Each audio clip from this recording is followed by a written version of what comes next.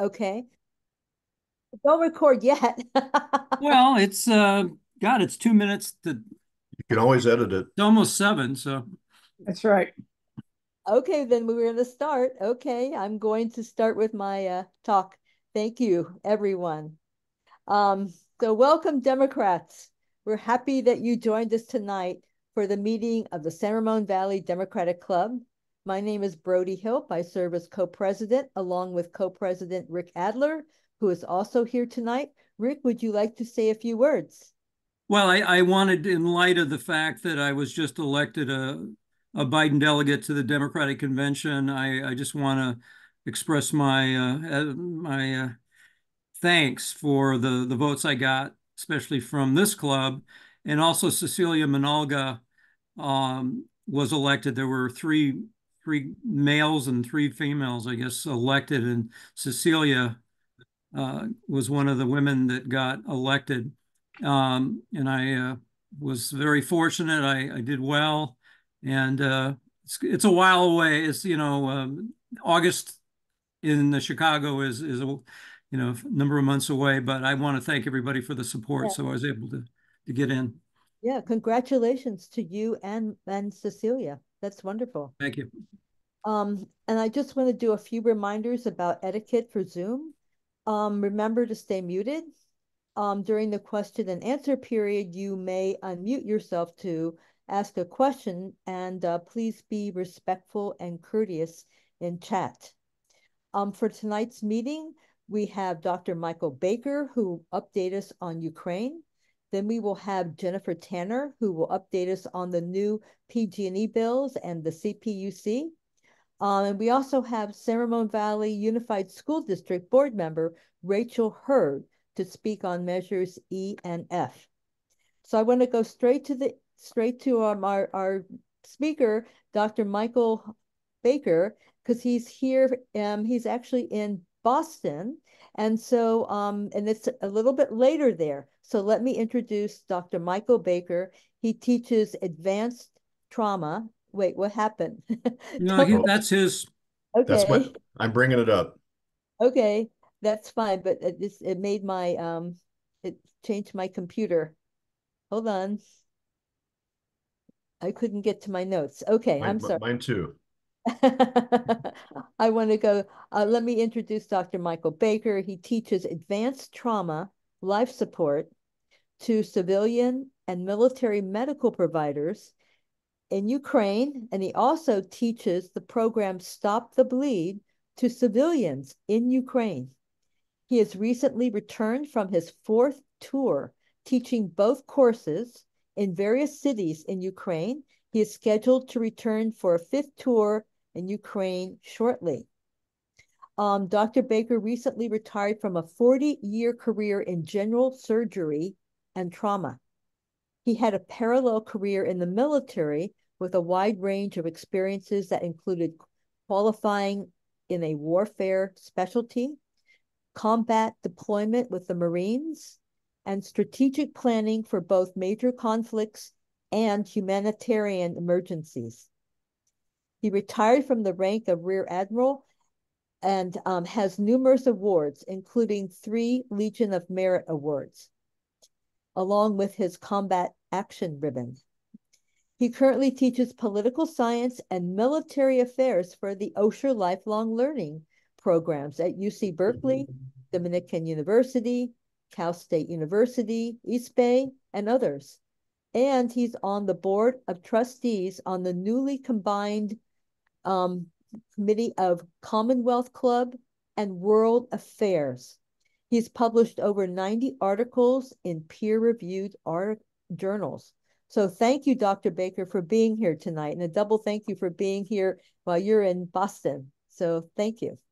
Well, I'm very grateful for the opportunity to speak, and I can't thank you enough for that very nice uh, introduction. I appreciate it.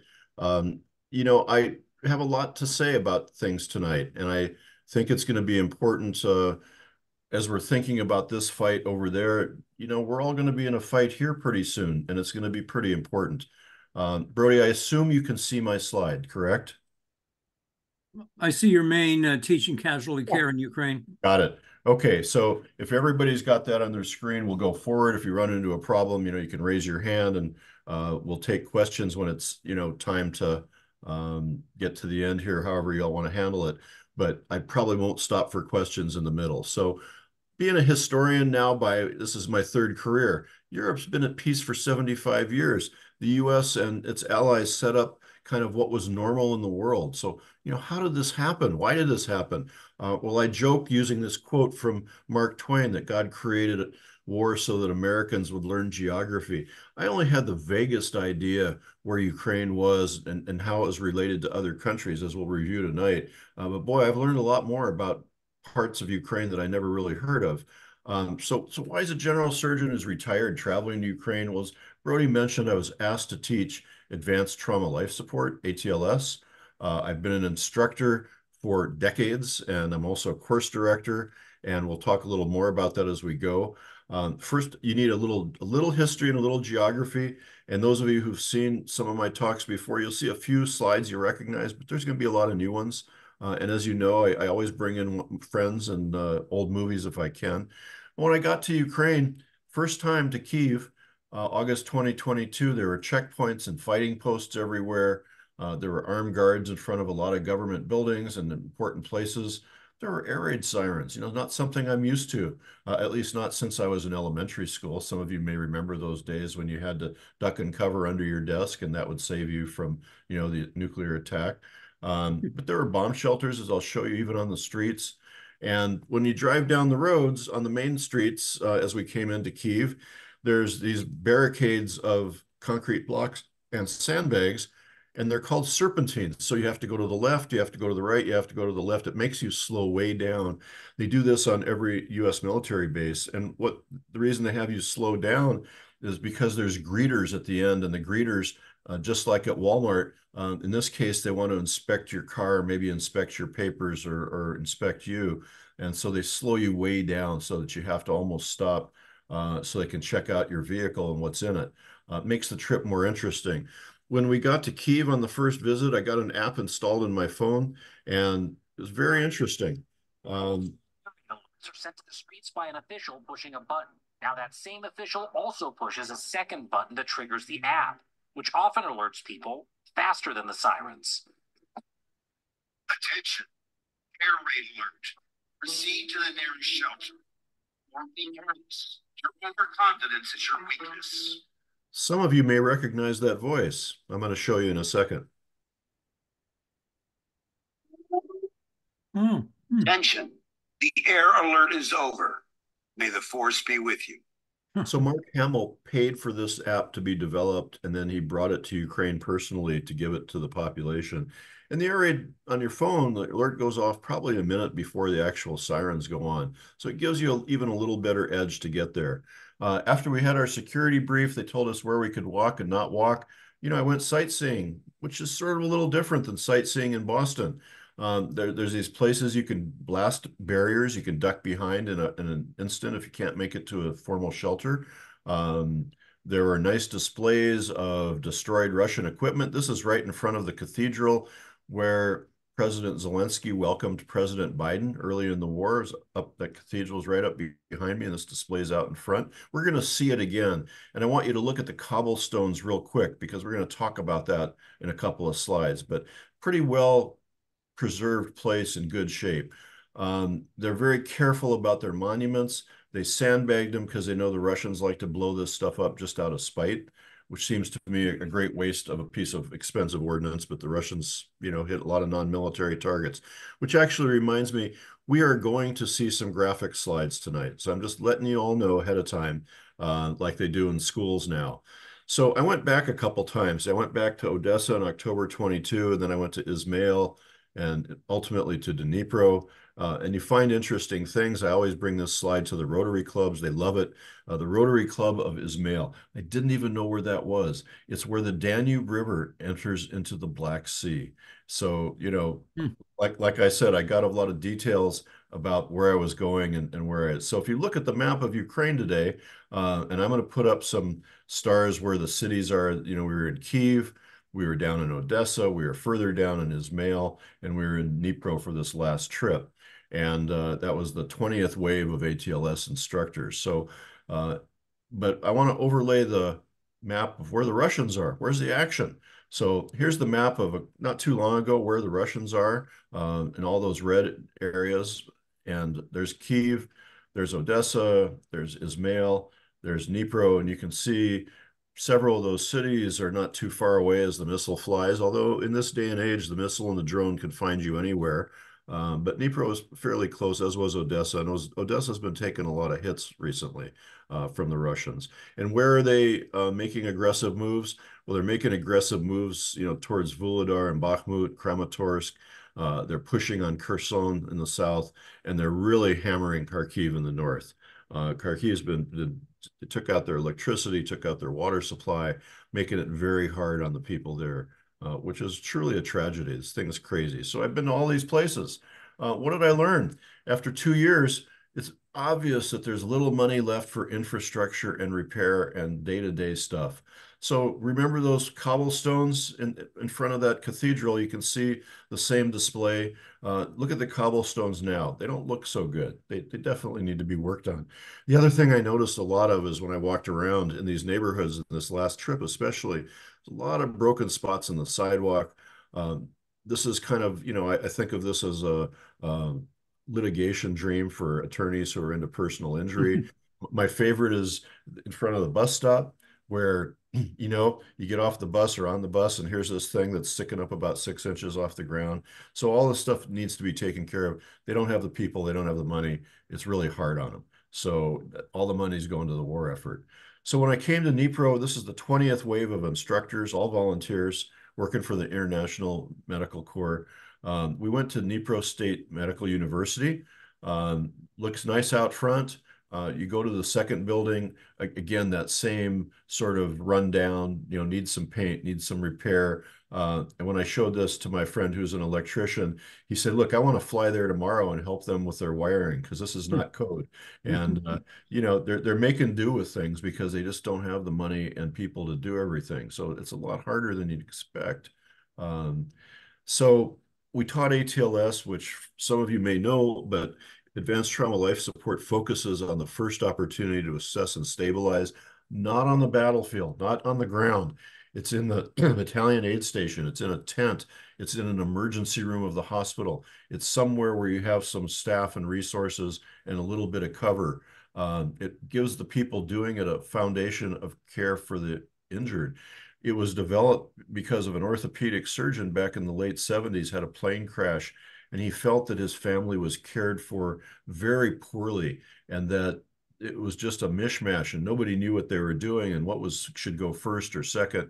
So we try to give people that foundation, how to do it right. By 1980, the course came out. By 1985, I was an instructor. We teach the students a common language. This is for doctors. It's not for paramedics, although in the military they learn it, but it's for the doctors. We teach them a standard approach. We teach them the common language. Used to be called the care of the golden hour. But with a blast injury like stepping on a mine, you might have the golden 5 minutes to make a decision and act on it. So that's what we kind of teach them to do. So it's not the golden hour anymore in combat for sure. And I'll explain a little bit. We used pretty standardized teaching techniques. The American College of Surgeons goes over this every couple of years, updates the slides, updates the videos, updates the training techniques. And we use a technique that starts with didactic lectures, like you see me here doing a slides presentation. They're very short now. When I first started doing this, they were an hour plus. Now they're 15 to 20 minutes, which is probably a good thing. My interpreter is right there by my shoulder. Everywhere I went, I always had an interpreter to make sure that we were all on the same sheet of music. We follow that lecture with a demonstration, usually on mannequins, and then we do a hands-on skill station. We want them to practice this. So if you see it, you watch it, you see it, and then you do it. In education, that's the way to do it. And when we train instructors, we actually give them education classes. So what's the language that they have to learn? You're going to laugh. It's ABCs. A is for airway. Got to start there. B is for breathing. If you don't have A or B, the game is over pretty quick. C is for circulation, which mostly in this scenario deals with stopping bleeding. It's in the civilian scenario, it might include CPR, but when you're dealing with battlefield type casualties, a mass casualty situation, we don't really do CPR. It's not a thing. D is disability, trying to make sure that you assess for neurologic injury, for cervical spine injury, for fractures. You don't want to move anybody that hurts them. E is for exposure, which means when you get to the appropriate point, depending on the environment, you might want to get some of the clothes off so you can look for other wounds. And if you have time, you do a secondary survey. Depends all on the tactical situation. The other thing is, if you find a glitch with one of these, you got to take care of it. So you perform a life-saving intervention. A would be to open an airway like a chin lift or a jaw thrust. Some of you might have taken first aid or the CERT course, and you know you have to do that sometimes for airways. If the airway is still occluded, you might have to secure it by intubating or doing a surgical airway. We teach them how to do this. You know, we make sure they're breathing. If they have a chest wound, they might have a pneumothorax. Maybe we have to put in a chest tube in the chest. We'll show you some of these things. And the circulation really is pressure dressings, tourniquets, wound packing. And then if you have to do an intervention, you got to start over because while you were dealing with C, maybe something's wrong with A or B. So this is what we teach. It's very straightforward. This is the protocol. This is how we want you to do it. This is how we want you to teach it. So after the didactic lecture, here's the skill station with a mannequin. I'm doing a demonstration. The interpreter's got his back towards me, and the others are doctor students. And trust me, they're very interested in this.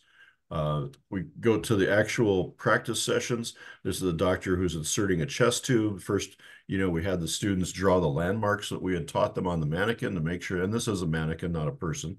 We had them make sure that they knew, you know, when we explained something like saying the fifth intercostal space, which is between the fifth ribs, you know, the fourth and fifth ribs, where are you going to put that chest tube? So they understand that.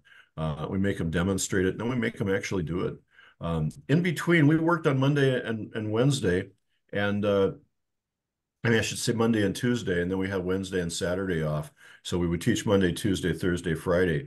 And so they decided that in between we could teach Stop the Bleed to civilians, which is another American College of Surgeons course developed because of the shootings at Sandy Hook, where a couple of victims bled out because no one knew how to stop their bleeding, and they died on the scene from a lack of simple, what we consider straightforward care. So we teach people in this course. It's about 4 hours long. How to recognize life-threatening bleeding, how to intervene effectively, how to use a pressure dressing, how to put on a tourniquet, how to do wound packing.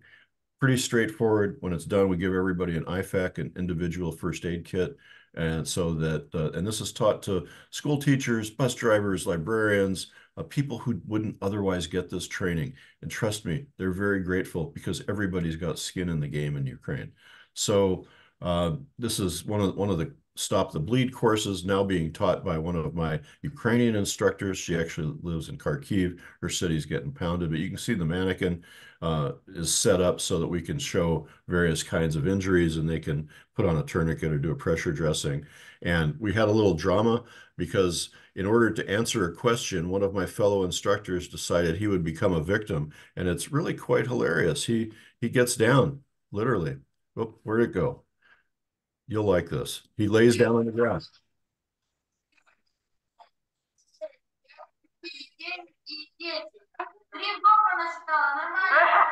So it was really pretty interesting to see him do that. And it was very gracious of him to, you know, actually provide a real demonstration, which I thought was terrific.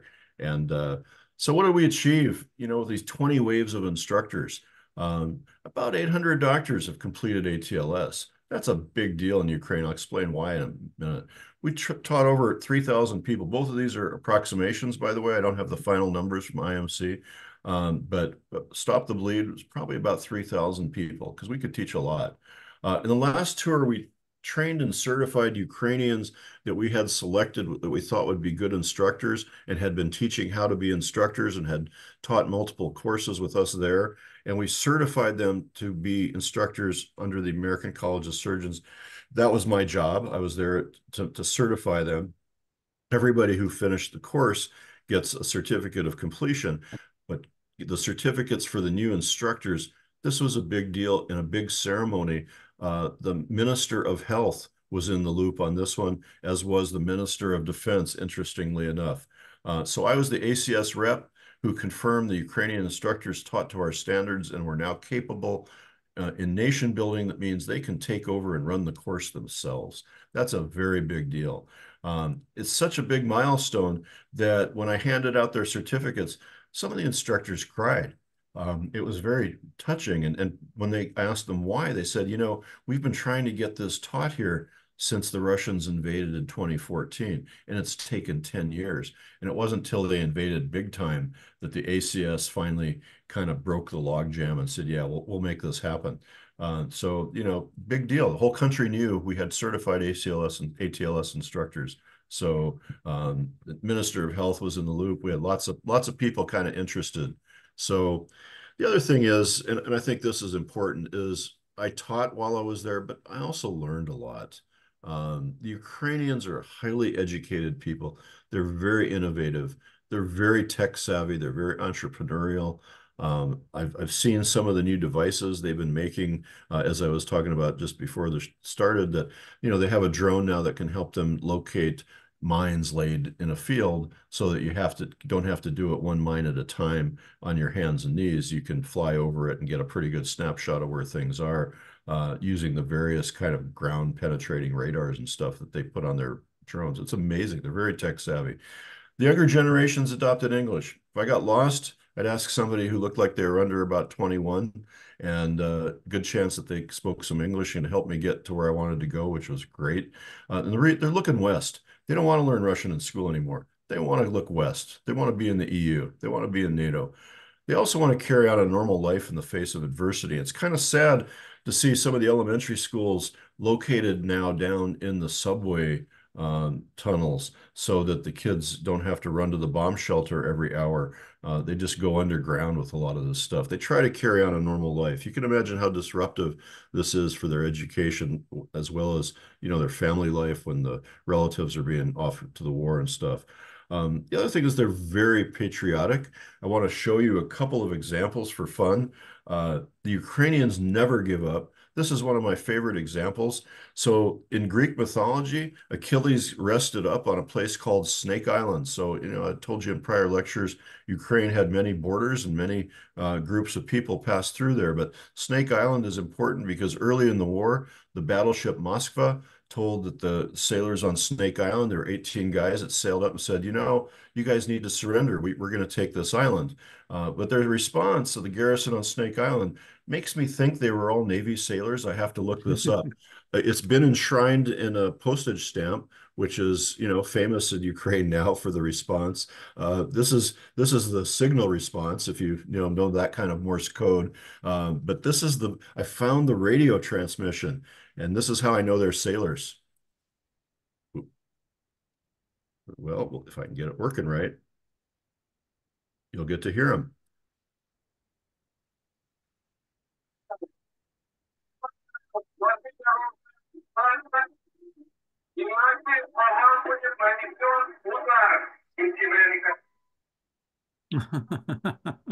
I hear a couple of chuckles from the audience, but you know, they became instant heroes, even though they all became prisoners.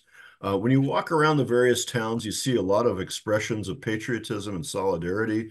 So sides of buildings will have the patron saints painted on them, and down in the corner, there'll be a link, you know, so you can donate to a particular charity. This is one for humanitarian relief. One of my favorites is this one where the saint is holding an anti-tank weapon, and you can, down in the corner, you can find the QR code to donate to buying these on the arms markets because they need every weapon they can get. And they're tired of the war. You know, it's over 2 years now. It's February 2022. Ballistic missiles and bombs come at all hours without warning. So you have to interrupt what you're doing or, you know, take a chance. Not everybody goes to the bomb shelters. Many people have lost friends and relatives, and, you know, they're getting ready to maybe start drafting more. It's going to be tough on everybody. Some of my medical colleagues that we were teaching, like the surgeon from Kharkiv, she had to send her kids to another country to go to school for safety. She said they can't live in the city where there's no running water and there's no electricity. It's pretty terrible. As you saw, there's little money for infrastructure repairs, as I demonstrated for you. It's kind of can wear you out and depress you a little bit, but they will never, ever give up. They know their history. They know what it's like to be under the Russians. The history goes back decades. If you go back to the 30s when Stalin starved 3 or 4 million Ukrainian people during the Holodomor by seizing all their grain, they will never give up and go back under the Russians. So be assured they will not negotiate nor surrender. It's going to be a long and difficult fight. Russia's got 4 times the population at least. Russia has a much greater industrial capacity. In fact, they destroyed a lot of the steel capacity of Ukraine in the east. The Russians have air superiority, which is something we could have fixed early on, but we haven't yet. It's coming. So what's the future for Ukraine? I'm optimistic that Ukraine will survive and thrive. Pretty sure that this crisis has created a very solid national identity. They don't want to be part of Russia. They see themselves as Ukrainians, their own language, their own history, their own culture, and actually a different religion. It mobilized them in completely new ways to kind of be on the same team. I'm sure they're going to continue to develop as a democracy, and I think they're going to have a very high-tech market economy. I have a friend in the Bay Area who runs a company called Just Answer that has 300 Ukrainian employees, and it had that almost that number before the war. The problem is some of them had to relocate to keep working for his company, but they're very high tech, they're very innovative. So what's their future? I think having a Ukrainian democracy undermines Putin, makes him look bad. They're going to see freedom and prosperity. It's much more prosperous than in Russia. When those guys were rolling through some of those towns early on, remember they were looting big screen TVs and washing machines because they'd never seen them before, and trying to take them home in their armored cars and stuff. They're going to see freedom and prosperity, and they might want that. That's dangerous for Vladimir Putin. If you guys are my age peers, you remember West Germany was like a shining light, which stood in contrast to the dark gray of East Germany. I can still remember taking the U-Bahn under West Berlin into East Berlin, and when you got up, it was like going into a black and white movie. There was no food on the shelves or anything. It was really very bizarre. That led to the Berlin Wall coming down in 1989. I think it partly led to the dissolution of the Soviet Union in 1991. And I think if that, Ukraine survives and prospers, it might lead to actual fracture of Russia, because there's some parts there that don't want to be a part of Russia. So my feeling is we need to give the Ukrainian forces everything they need for this fight. Thank goodness it happened. I think we have to ignore Russian blackmail. We also have to ignore some of our own Congress. ATACMS are important. I hear they're flowing into Ukraine. It's a long-range tactical missile. They need storm shadows and stuff. I don't know if they've got much of that yet. They took a long time to get Abrams tanks. People were worried this would somehow trigger the Russians. And they really need F-16 aircraft and helicopters. I've got a whole talk about why we should have done that right in the beginning by using pilots from other countries who probably would have volunteered to fight the Russians. If you remember back to the days of the Flying Tigers, they were fighting the Japanese. So what happens if Putin's successful, if he wins this? I think next stop is Kaliningrad. That's a Russian naval base with nuclear submarines and advanced weapons that is located right between Lithuania and Poland, interestingly enough. And it should not be there.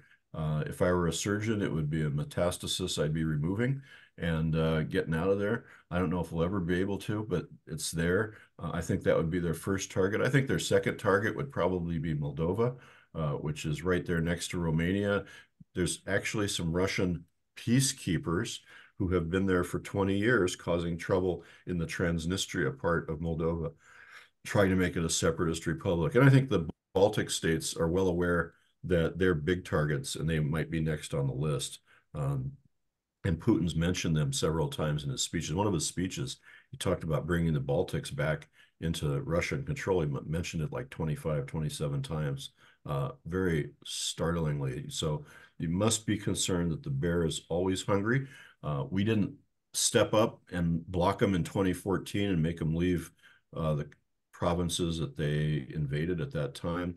And history repeats itself. We didn't stop Hitler in 1938 from taking the Sudetenland. We didn't really do much in 1939 when he took Poland.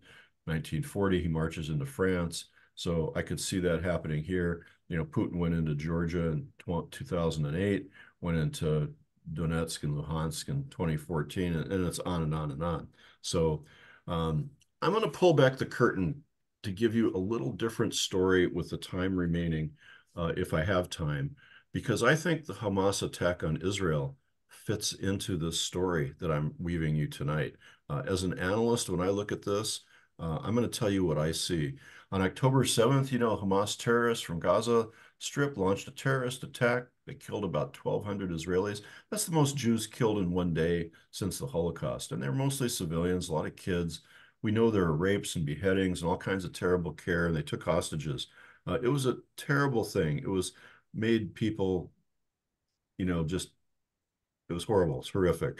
The Israeli government wakes up, the military recovers, they fight back, they kill or drive out the terrorists, they call the reserves up, and they attack Gaza. So, just I find a little parallel here with the US in its attack on Afghanistan. That's a whole other lecture, but is there a Russian connection to the Hamas terrorist attacks on Israel? When I think about this as an analyst, I would ask myself, it's like politics where you say follow the money. In this case, you say, who benefits from this? Um, are the Hamas militants benefiting from this? I don't think so. Are the Palestinian people in Gaza benefiting from this? Absolutely not. So why do I think it's Russia? How do they benefit? They took Ukraine off the news cycle for about a month. You couldn't even find Ukraine on the news cycle, because everything was all about Israel and Gaza. It added confusion to government actions because now there were two big scenarios, two big conflicts in the world. It stirred up segments of the NATO country populations, and you see what's happening on our college campuses. So who actually benefits in having a Gaza conflict? Well, Russia and Iran benefit big time. They've divided the USA and NATO's capabilities. And why do I say that? Well, we reduced the flow of weapons and aid to Ukraine because some of it has to go to Israel. And they've divided, most important, our intelligence assets. How many satellites do you have? How many flights can you do over Ukraine if half of them have to be checking up on what's happening in the Middle East now? And interestingly enough, whose fingerprints on it? Who benefits from Hamas? Well, 10 days after the attack, Vladimir Putin welcomed the leaders of Hamas and the foreign minister of Iran to Moscow for, a consultation. Interesting timing. He was condemned, but nobody really cared. Most people didn't notice that these guys were visiting Moscow right after the Hamas attack. But it gets even deeper because, as you know, Iran exports trouble throughout the Mideast, and they're, hand in fist with the Russians. So if you look at the arrows of their influence, it's into Syria, Iraq, Lebanon with the Hezbollah, the Gaza Strip with Hamas. They've caused trouble in Kuwait and Bahrain, all the way down in Yemen. We're going to look at these real quick because the autocracies are kind of together on attacking and weakening the West. They took the Ukraine war off the news media.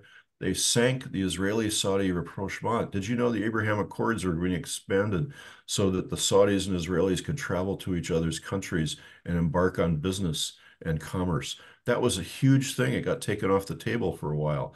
Probably is going to come back, but it's going to take a while. They divided citizens of Western nations, as I mentioned. They got us fighting each other again. They reduced military aid to Ukraine to make it weaker. And if you add in some of the other pressure points that I see today, a Chinese freighter damaged the Nord Stream 2 pipeline in October 23. So there's two important things here. I don't know how many sailors we got on this thing. You don't drag your anchor at 253 feet. That's not an accident. That you would lose your captain's license unless you were told to do this. Why would they damage that pipeline? Well, it's strategic. It's a gas pipeline. It's a communications pipeline. Same month, the Houthis start attacking shipping in the Red Sea. Isn't that interesting? Same month, right after that visit, North Korea sends artillery shells and missiles to Russia in October 2023. I'm starting to see some things that line up. I already mentioned the Houthis attacking shipping. I'm going to mention China assaulting some of the fishing boats in the Philippines and off Vietnam. I'm not going to play the videos for the sake of time. North Korea supplies Russia with ammunition, and they start firing on some islands that are located in between, making the South Koreans evacuate some of their population. So, all of a sudden, the axis of Russia, Iran, China, and North Korea are doing little pressure points on democracies. And I think all these things fit together. So I'm going to give you one of my favorite movie clips, 1942, Voice of Terror. There's an east wind coming, Watson. No, I don't think so. Looks like another warm day. There's an east wind coming all the same. Such a wind has never blew on England yet. It will be cold and bitter, Watson. And a good many of us may wither before its blast. 1942. How did these guys see that so far in advance? I mean, here we are all these years later.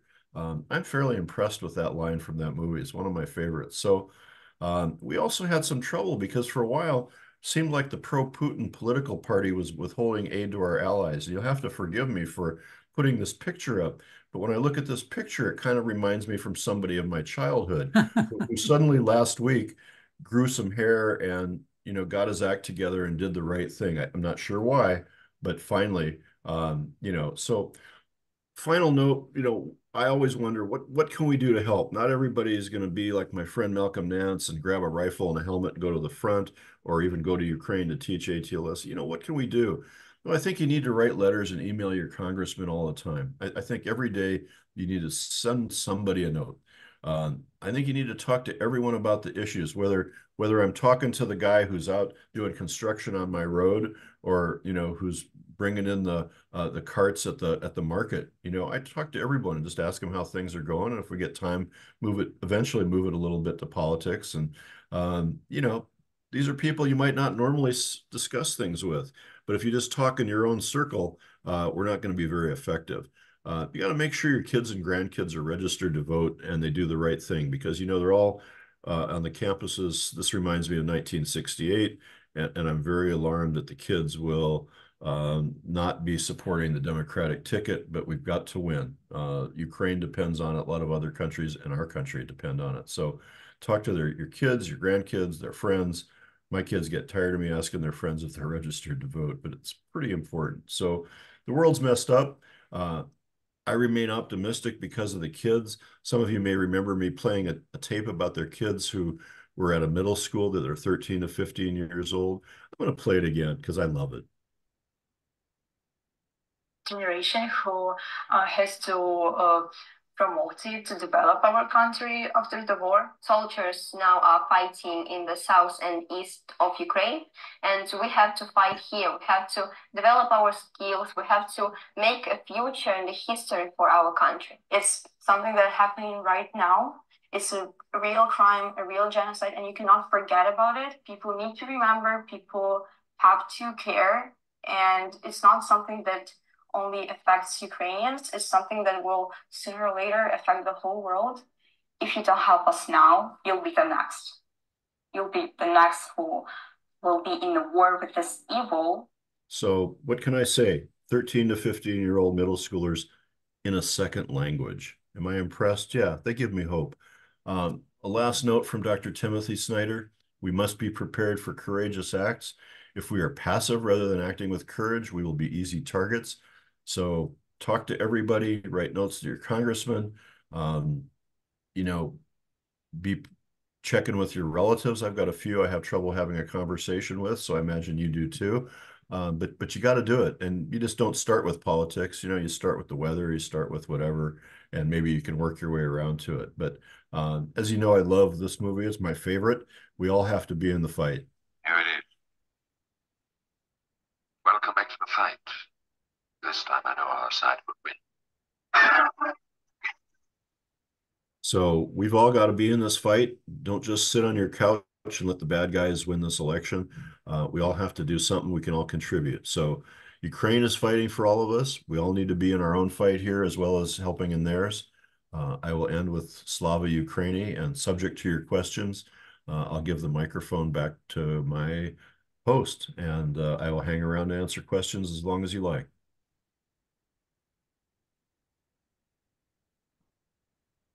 Well, thank you.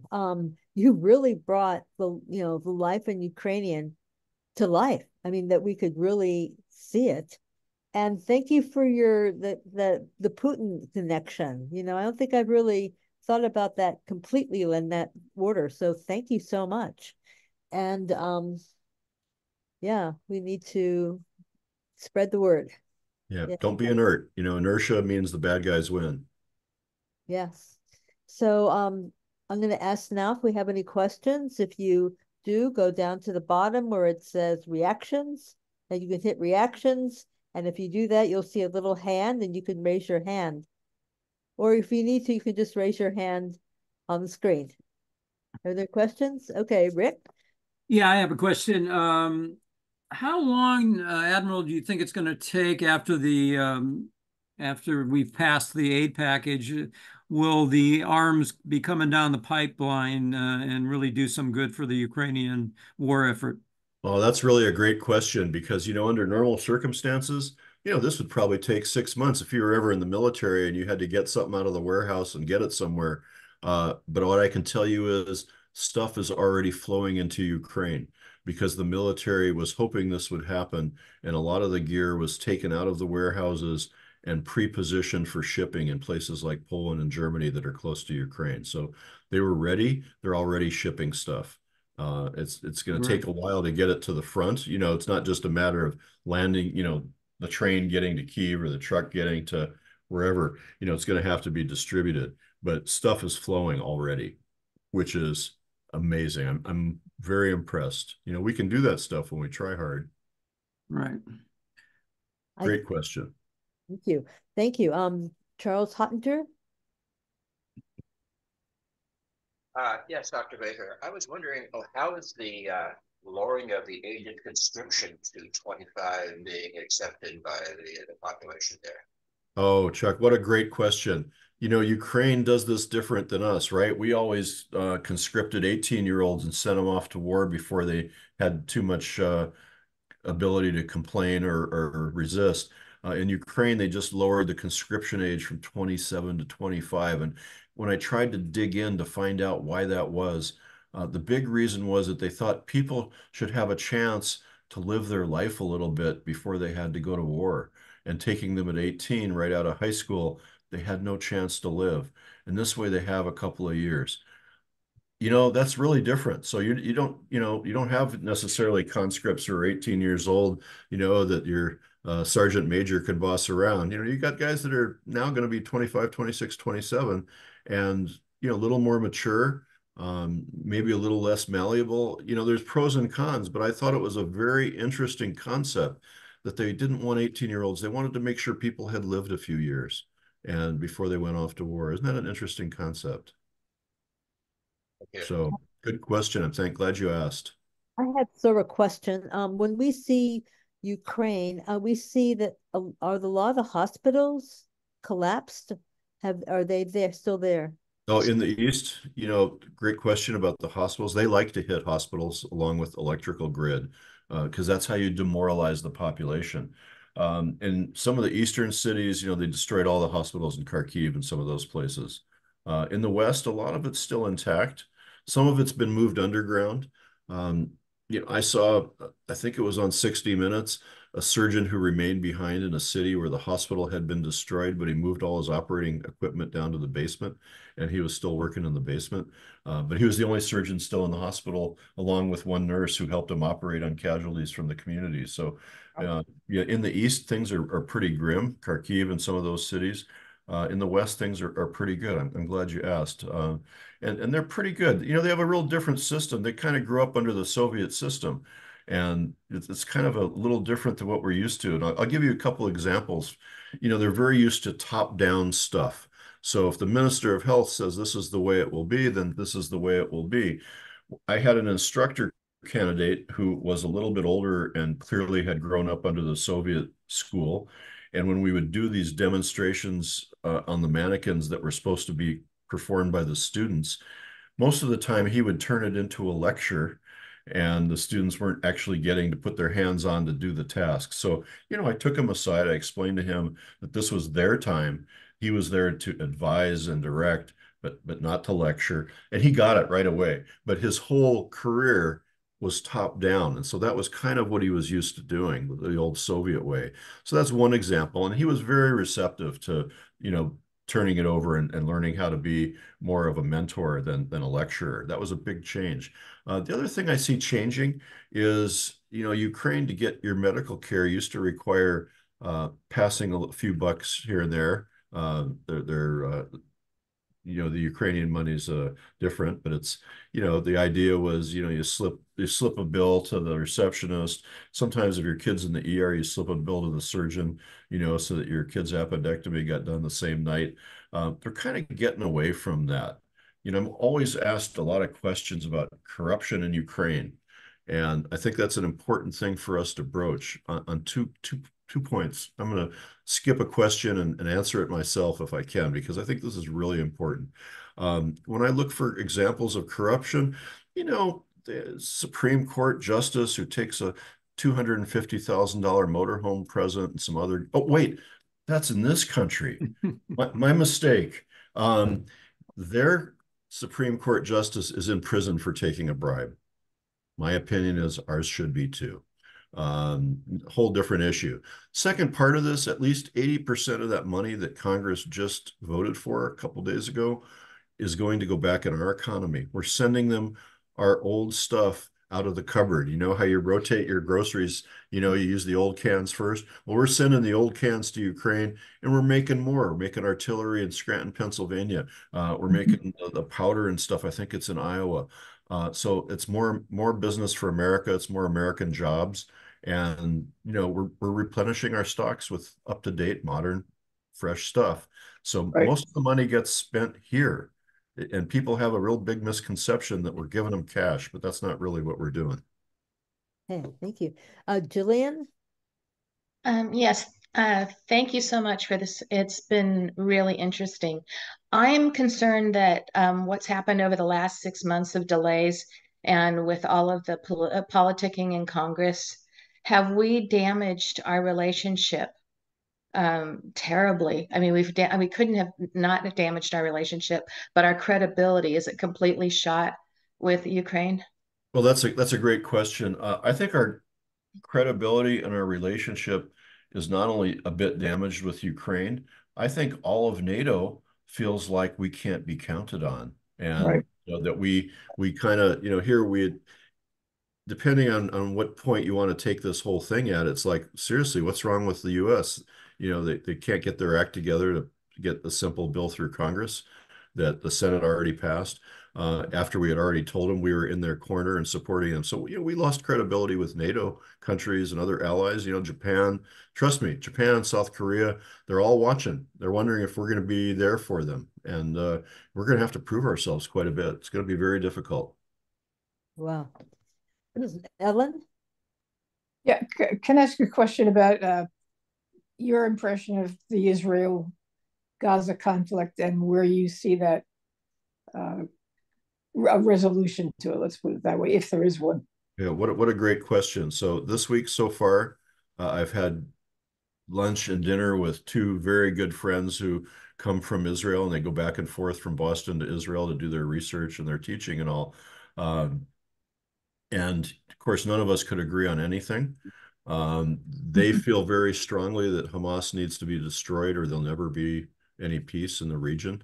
They also are leaning towards the fact that maybe getting rid of their own government so that they can get a two-state solution up and running, which is something I very much agree with.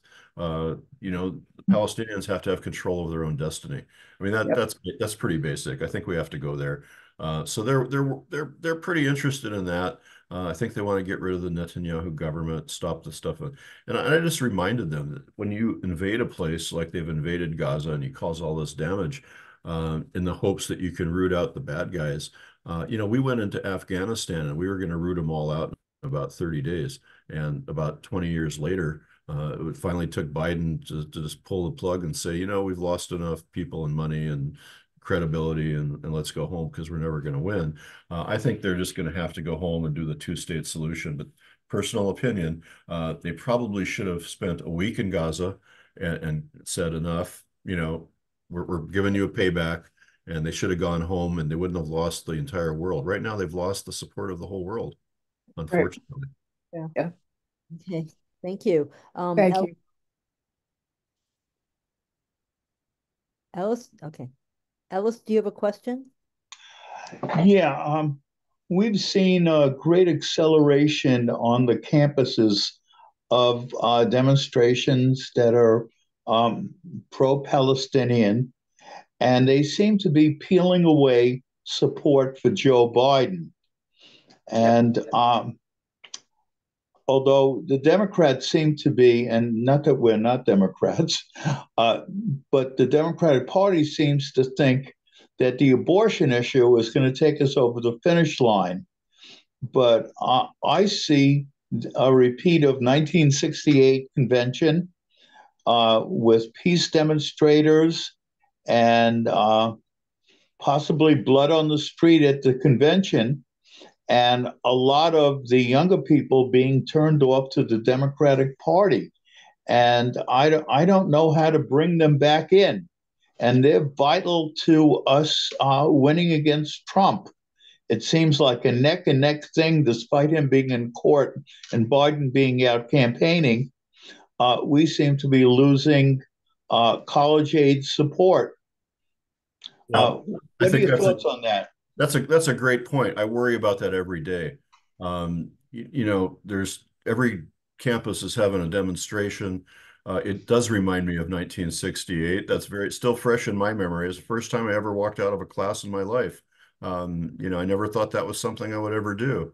But I felt that I had to go join the demonstration. Of course, later I turned around and put on the uniform of my country, but that was for entirely different reasons. So yeah, I think it's very dangerous to the Democratic Party. I think they're foolish not to address it immediately and to force Netanyahu out of power. I think they got to do it right now, even if they have to shut down some of the weapons and stuff to Israel. Whatever it takes, Yep. We have the leverage, and we need to apply the leverage. They need to stop the conflict in Gaza right now, and they need to stop the conflict on the college campus. I don't think one demonstrator would leave the Columbia campus if not Netanyahu resigned or even died right this moment. I don't think that they would change their mind. They don't see Netanyahu as the villain.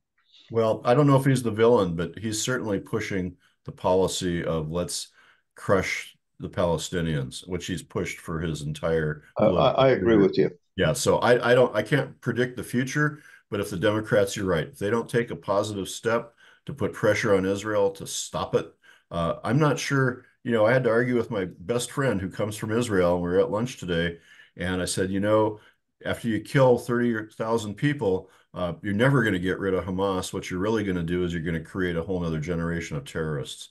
And so probably ought to just have stopped this. Should have stopped this about 6 months ago, but I would certainly stop it now. And yeah, I think you're right. We could lose the election because abortion was helping. All of Biden's, infrastructure stuff for some reason gets ignored, even though it's a fabulous set of projects. I mean, they're putting an electronic chip factory in West Virginia, right? In coal mining country. Yeah. And I mean, I think that's so brilliant because you're going to, when he talks about raising things from the bottom up and the middle out, that's the place to do it, is places like that.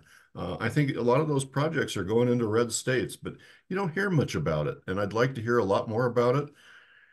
And we'll see. I hope they can catch fire here before the election. So you have a member who's going to, as a candidate to, the convention. And, Mr. Adler, I hope you can get your 2 cents in to make sure that they put a lot of pressure on Israel if it's still going on. It's hard to get in 2 cents against 4 court cases. Yeah. Helen, do you have another question? No, I just wanted to make a comment. You're right. We don't advertise the things that we do that are good. Does anyone understand that in the bill that was just passed or will be implemented, that there is money for Gaza too? I've never heard any commentator mention that. Well, as somebody pointed out, we're competing with a lot of really important, interesting trials, including the Supreme Court, where I almost fell off my chair today when I heard them saying that maybe the president should have some limited immunity. Oh my God, yes. And I was like, there's something wrong with Clarence Thomas and some of those guys. But in any event, that's a whole nother series of arguments. But yeah, there's a lot going on in the news. Unfortunately, the news does it in 2-minute bites. That's why it's important to get, into greater depth, reading other sources and not just watching videos. The younger generation, I got 4 kids.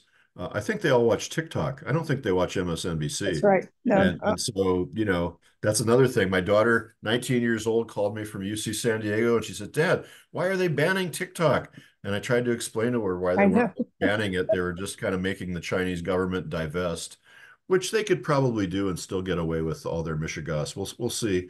But yeah, she said, well, we all thought they were banning it. I said, no. Actually read the thing. Don't just look at TikTok. You know, that's where they get their news. So of course, TikTok is complaining about the government. I think it's going to be tied up in the courts for a while. Yeah, I think you're right. And as you know, one of the biggest Trump supporters is the guy who has a huge multi-billion-dollar stake in TikTok. So he's going to be all in, making sure TikTok is in there for Trump's corner. Yeah. Oh dear. Jillian. Really short question. I've been bugging my representatives for years, but I thought I'd ask you, what could be done to get Fox News out of military bases? That's what's watched, and you can laugh about it, but if that's all the news you get. No, they actually have a choice. You know, I've been on a few military bases, and you can usually find more than one channel. And the reason it's there, somebody asked me the other night about, you know, the military and, you know, whether they're red or blue. And the fact of the matter is, you know, a lot of the senior guys that I know are pretty much pro-Biden or at least anti-Trump because they know who he is and what he is. But among the enlisted guys, the last number I saw was 6-1 were pro-Trump kind of guys because, you know, 65% of the military comes from the South and from Texas and those, you know, states, and, you know, they're still fighting the Civil War. So, you know, it's a different demographic, and that's what they want.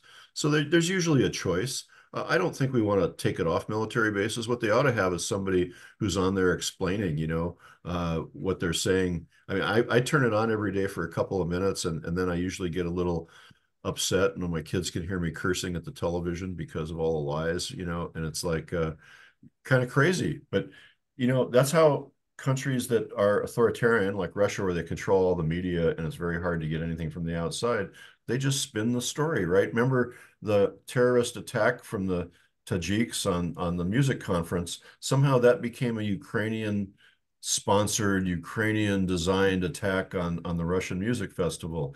Had nothing to do with Ukraine. And those guys weren't trying to escape to Ukraine. They were escaping across Belarus, you know, so, but they changed the narrative and they control the narrative. And when you can control the narrative, you could kind of get people doing what you want them to do and thinking what you want them to think. So, you know, we probably need to let more than one news source flow in this country at what makes us different and makes us a democracy. Now, there should be fact checking. I always like fact checking. Yeah, definitely. Yeah. Well, thank you, Dr. Baker. It's been wonderful, and your presentation, and thank you for spending time with us and just chatting about everything. Thank you for all your questions and for your time. I love the questions. That's why I love doing this stuff. And you always make me think about something else and something new. And now I got to go out and look up a couple things. So thank you all. Have a great night. And like I said, let's get off our couches and let's do what we can do. And we'll come Safe travels. We'll come see you in Lafayette next week. Okay, it sounds good. I'll send you a note. Yes, thank you. Okay. Oh, that was wonderful. Our next speaker is Jennifer Tanner, an active member of Indivisible Green in Southern California, who will discuss how to save rooftop solar, among other things like the CPUC. She will discuss legislative bills that are before our legislature designed to keep rooftop solar growing.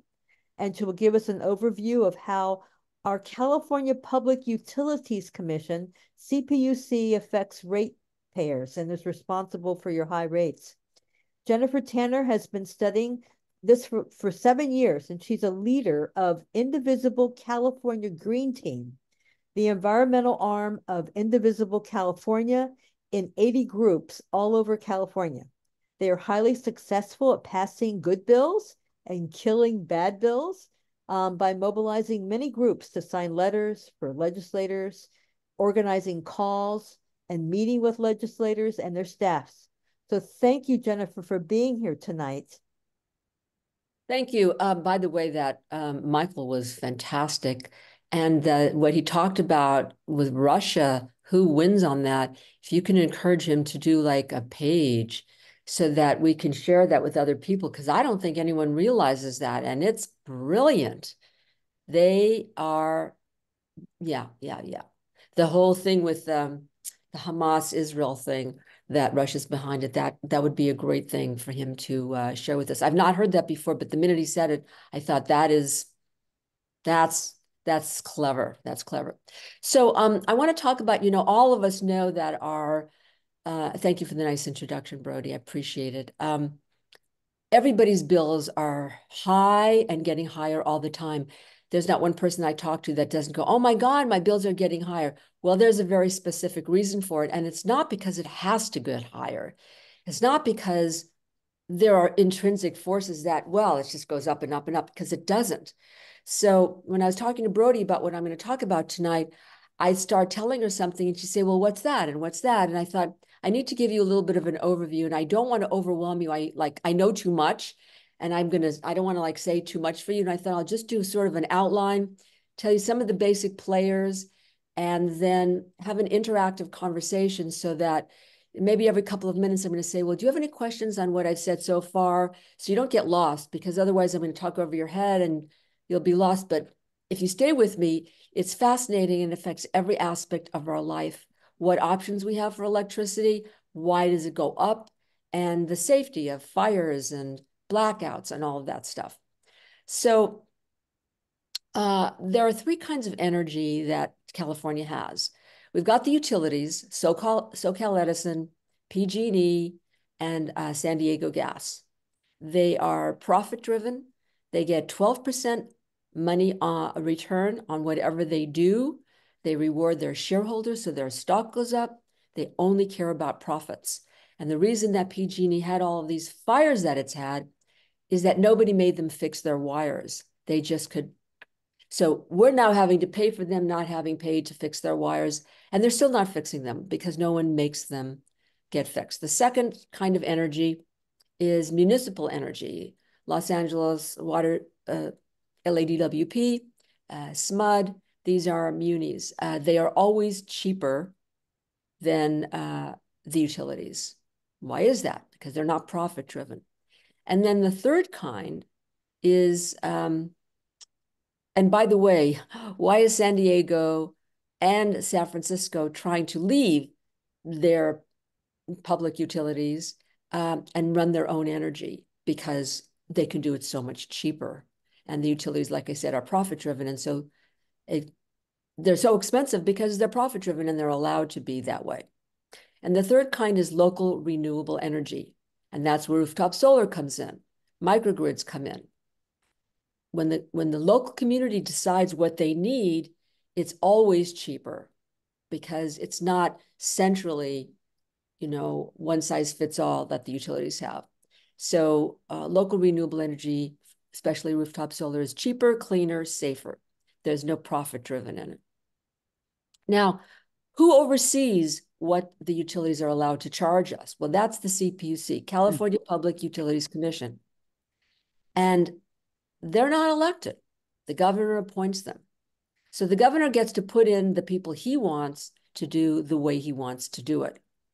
And this governor, Governor Newsom, and the people he has appointed, when the utilities ask, hey, we want to increase our rates, and the CPUC is supposed to oversee them, well, there is a captive relationship. The CPUC does whatever the utilities want. The governor appoints them, and the governor wants them to get whatever they want because honestly, they will fund whatever he's doing. If he's going to run for president, they're going to fund him. They fund his governorship. And so that's their relationship. They work together. And it's such a dirty revolving door that the commissioners who oversee the utilities, when they leave, they go and work for the utilities. That's how that works. And it's really bad. In fact, one of the bills this year is to change it from, you could just go like, right now there's a bill, Rebecca Bauer-Kahan For 3 years, you cannot jump into a utility job if you've been working for the CPUC.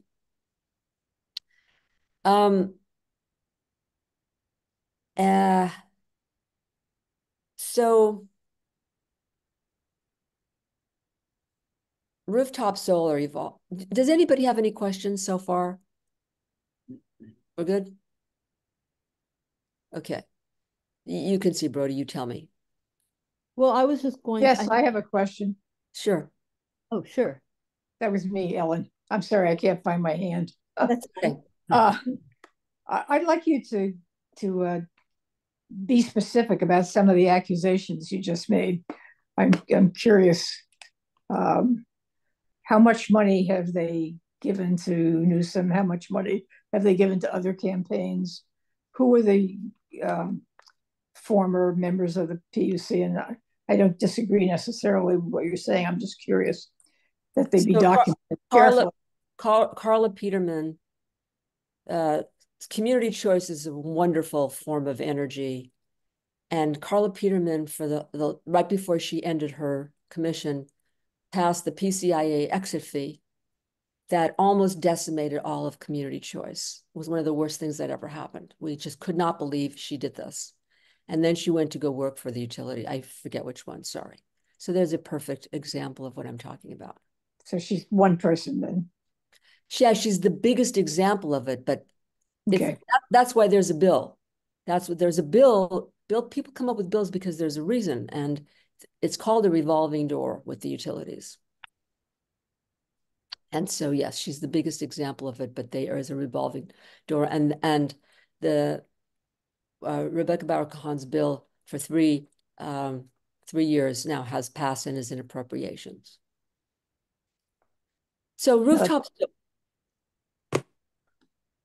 Thank you. Okay, you're welcome. You're welcome. No, it's a good question. I understand. So the utilities have, in 2012, they decided to get rid of rooftop solar because it competes with their profits. The more rooftop solar there is, the less we need to build transmission lines, and the transmission lines are how they get their money. 60% of when the utilities want to raise their rates, they don't even have to ask for permission, and the other 40% are, rubber stamped by the CPUC. But how is it that the utilities get their money? It's these long distance transmission lines, and whether we need them or not, they want to keep building them ad infinitum to make money.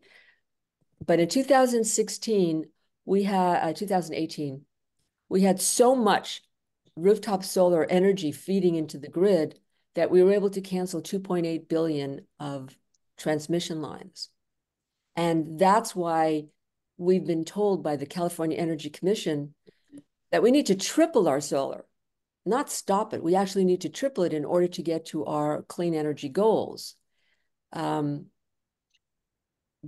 the CPUC a year and a half ago just killed rooftop solar. It's down 80%. And again, the CPUC did that so that the utilities can make more profits, because rooftop solar it's just a better form of energy, and people were doing that, and they don't want you to have that option. And then 3 months ago, the CPUC killed the incentives for rooftop solar for farms, schools, and apartments. So those people can't have rooftop solar anymore. And we're finding that in schools, they're spending so much money on energy that it's taking away from students and everything. So this year, we tried to undo that. And there was a bill to say for rooftop solar, you have to include all the benefits of rooftop solar, because what the CPUC did is they cherry-picked the items to justify killing rooftop solar. They just picked a couple of items. They didn't pick all of it. And the bill is to say, you need to include all of it. Well, that bill's been killed. And the bill that would undo the rooftop solar for apartments, schools, and farms, that bill did pass the Senate, which is the better house, and now it's going to be in the Assembly. And the Assembly is pretty much killing everything good, all these really good bills that came out. the assembly is killing. So unless you have other questions. Oh, yeah, somebody has a question. Ellis has one. Yeah. Okay, let me unmute. The situation with rooftop solar is until April of last year of 2023, if you had rooftop solar and you were generating more energy than you were using, you could sell it to PG&E for 21 cents a kilowatt hour. At night, when your solar wasn't working because there's no sun out, you were paying 31 cents a kilowatt hour. And people found that was a pretty good deal. So what the PUC did was it changed it from giving you 21 cents a kilowatt hour to 4 cents a kilowatt hour. Consequently, that killed the solar industry for residential in California. I had somebody out here to look at my solar from the solar company that we use, and he said that their installations are down 80%.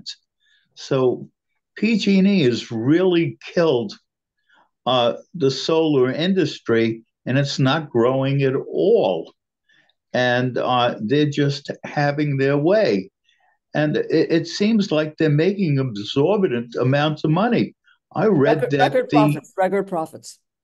The chair went, not the chair, but the president of the PUC went from $14 million a year with a bonus to $17 million a year. This is a public utility. 50 million in 1 year and 42 million last year. This is absolutely 42 crazy. million. Yeah, that's why I'm talking about this, because the only reason that and PG&E was bankrupt twice, but Newsom bailed them out, and now they just kind of run California. They do whatever they want. Anyway, my question is, Rebecca Bell-Cahan has a second bill out. I think it's 2540 or 2040, I forget, but it would cap the maintenance fee for your PG&E bill at $10 a month.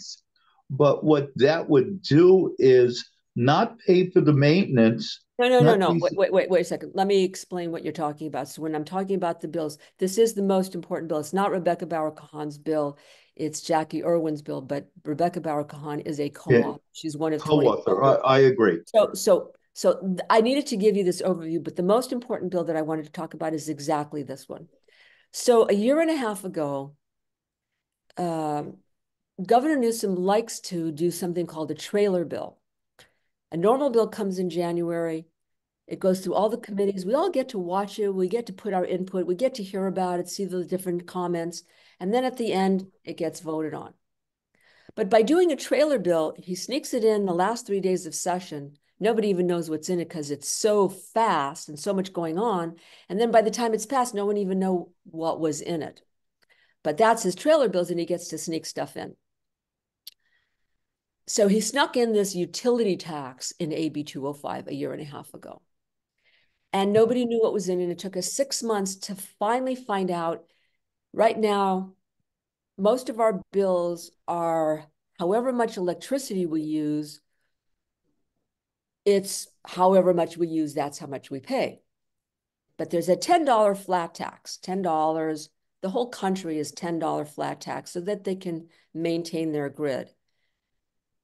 This utility tax, the one they passed a year and a half ago, is open-ended. Be whatever the utilities want. And when we found out about it, we heard rumors the utilities were talking about $50 to $100 a month as a flat tax on top of your tax. It discourages conservation because there's nothing you can do. You can't like turn your electricity off and not have to pay it. You have to pay it. We went to all the legislators and said, what'd you do? You signed this? And they all said, I didn't know we signed this. This is terrible. We need to undo this. So we had a lot of support. And we went to Jackie Irwin. She said, yeah, I'll do a repeal of this. And she's wonderful, Jackie Irwin. And Rebecca Bauer-Kahan said, I'll co-author it. And Jackie Irwin got 20 co-authors. That's a lot, because they knew this is Newsom's bill, this AB 205. We would need a lot of co-authors to stand up to him. 20 is a lot. And Jackie Irwin announced it's a keep it as it, go back, repeal it. It's $10 flat fee. We're only going to put in, cost of living, 3% a year.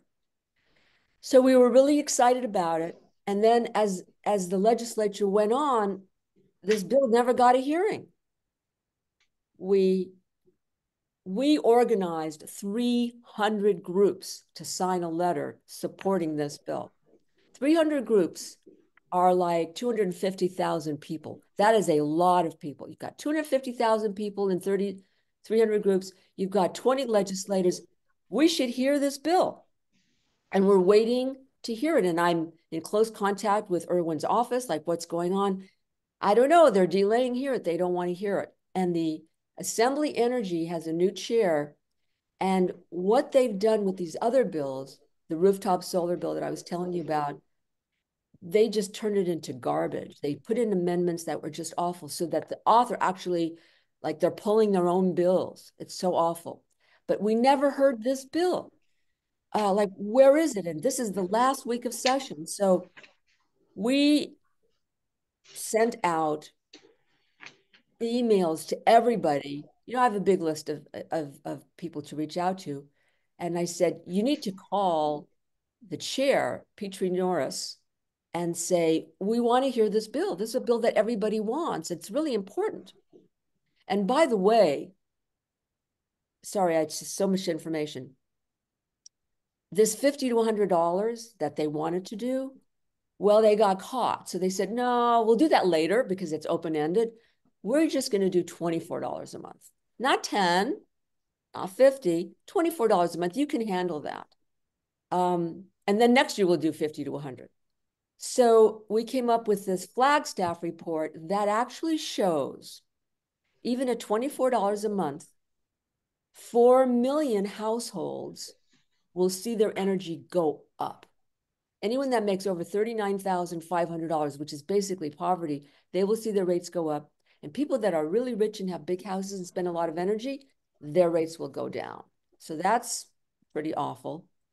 But they weren't paying any attention to that. So we emailed, like I said, we got a lot of people to call Petrie Norris to say, we want to hear the bill.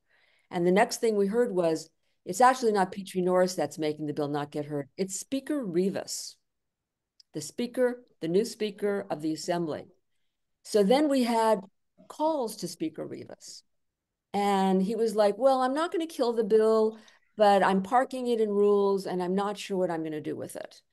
And so I thought, well, if we get a lot of calls to him, eventually he has to hear this bill. And he got so many calls that he created on his answering machine, if you're calling about AB 1999, press 1. He got like 2,000-3,000. That's great. You would think that it was great. No, it's funny. That's it is. It's funny. It's funny. It's so sad. It's just such a sad story. So then someone from Politico, the Politico magazine, called me to interview me, and I told him about all of this, and he did an article which just came out today, I think, and it says that Rivas' response to all these calls is, $24 is just fine, and we're not going to hear the bill. As it turns out, we had Mark Tomey from Turn come to the Tri-Valley Democratic Club a couple of weeks ago. And he was opposed to 1999 for another reason. He said that the $10 wouldn't cover the maintenance fee. And it would be charged to the people like me who have solar, but it would also be charged to the people who didn't have solar, but they would pick up the additional cost of the maintenance in their energy cost portion of the bill that was their energy cost, because they only get money from the energy part of it and the small maintenance relatively small maintenance piece. And he said that was unfair. And we were meeting at the IBEW in Dublin, and the representative of the IBEW, Greg Bonato, who's president of that local, said that the union is opposed to it also, and that could account for a lot of uh, the governor's actions. The IBEW has a great influence on the governor. They're one of the most powerful unions in the country. You know, you see Biden out talking in front of them. So it isn't just the governor and some donors. It's a major union as opposed to 1999. But part of the reason that IBEW is opposed to it is IBEW works for PG&E, and they have a fiduciary responsibility to do what PG&E wants, because it's still PG&E, not IBEW. IBEW is doing what PG&E wants. That's how it's working. And PG&E says, you need to be opposed to this because it's against our interests. And also the long distance power lines that cost us all so much money, IBEW is building them. And, you know, so they don't care about rooftop solar. They don't care about the climate. They don't care about the cost because they're making money. So, you know, it's always there's a lot more jobs in putting it underground than keeping it above ground. Well, that's another thing. If you want to talk about the underground, if you look at the facts about underground, PG&E is not definitive about how many miles they're going to do a year. We're talking about 10,000 miles that they have to do. So if they do 100 miles a year, how long is it going to take them to get to? Okay. Well, long enough for them to forget about making an agreement to do it. We may be dead. and then they say, we're going to do 100 miles this year. And at the end of the year, they go, oh, you know, we only did 20 miles this year. And the CPU says, okay, we'll do them next year. That's it. So it's not even 100 miles a year. It's whatever they want to do. They get the money and then whatever they want to do. You know, it's like, it's just a rigged game. So we're screwed. We're all going to have our rates go up and up and up, and there's no end in sight. And this $24 a month, as bad as it is, the worst part of it is it's open-ended. Nobody's saying it's a flat tax, it's $24 and game over. Oh no, next year they can come back and make it $50 and $100. So it's really a tragedy. And I only found out today that Rivas is not even going to let it get heard at all.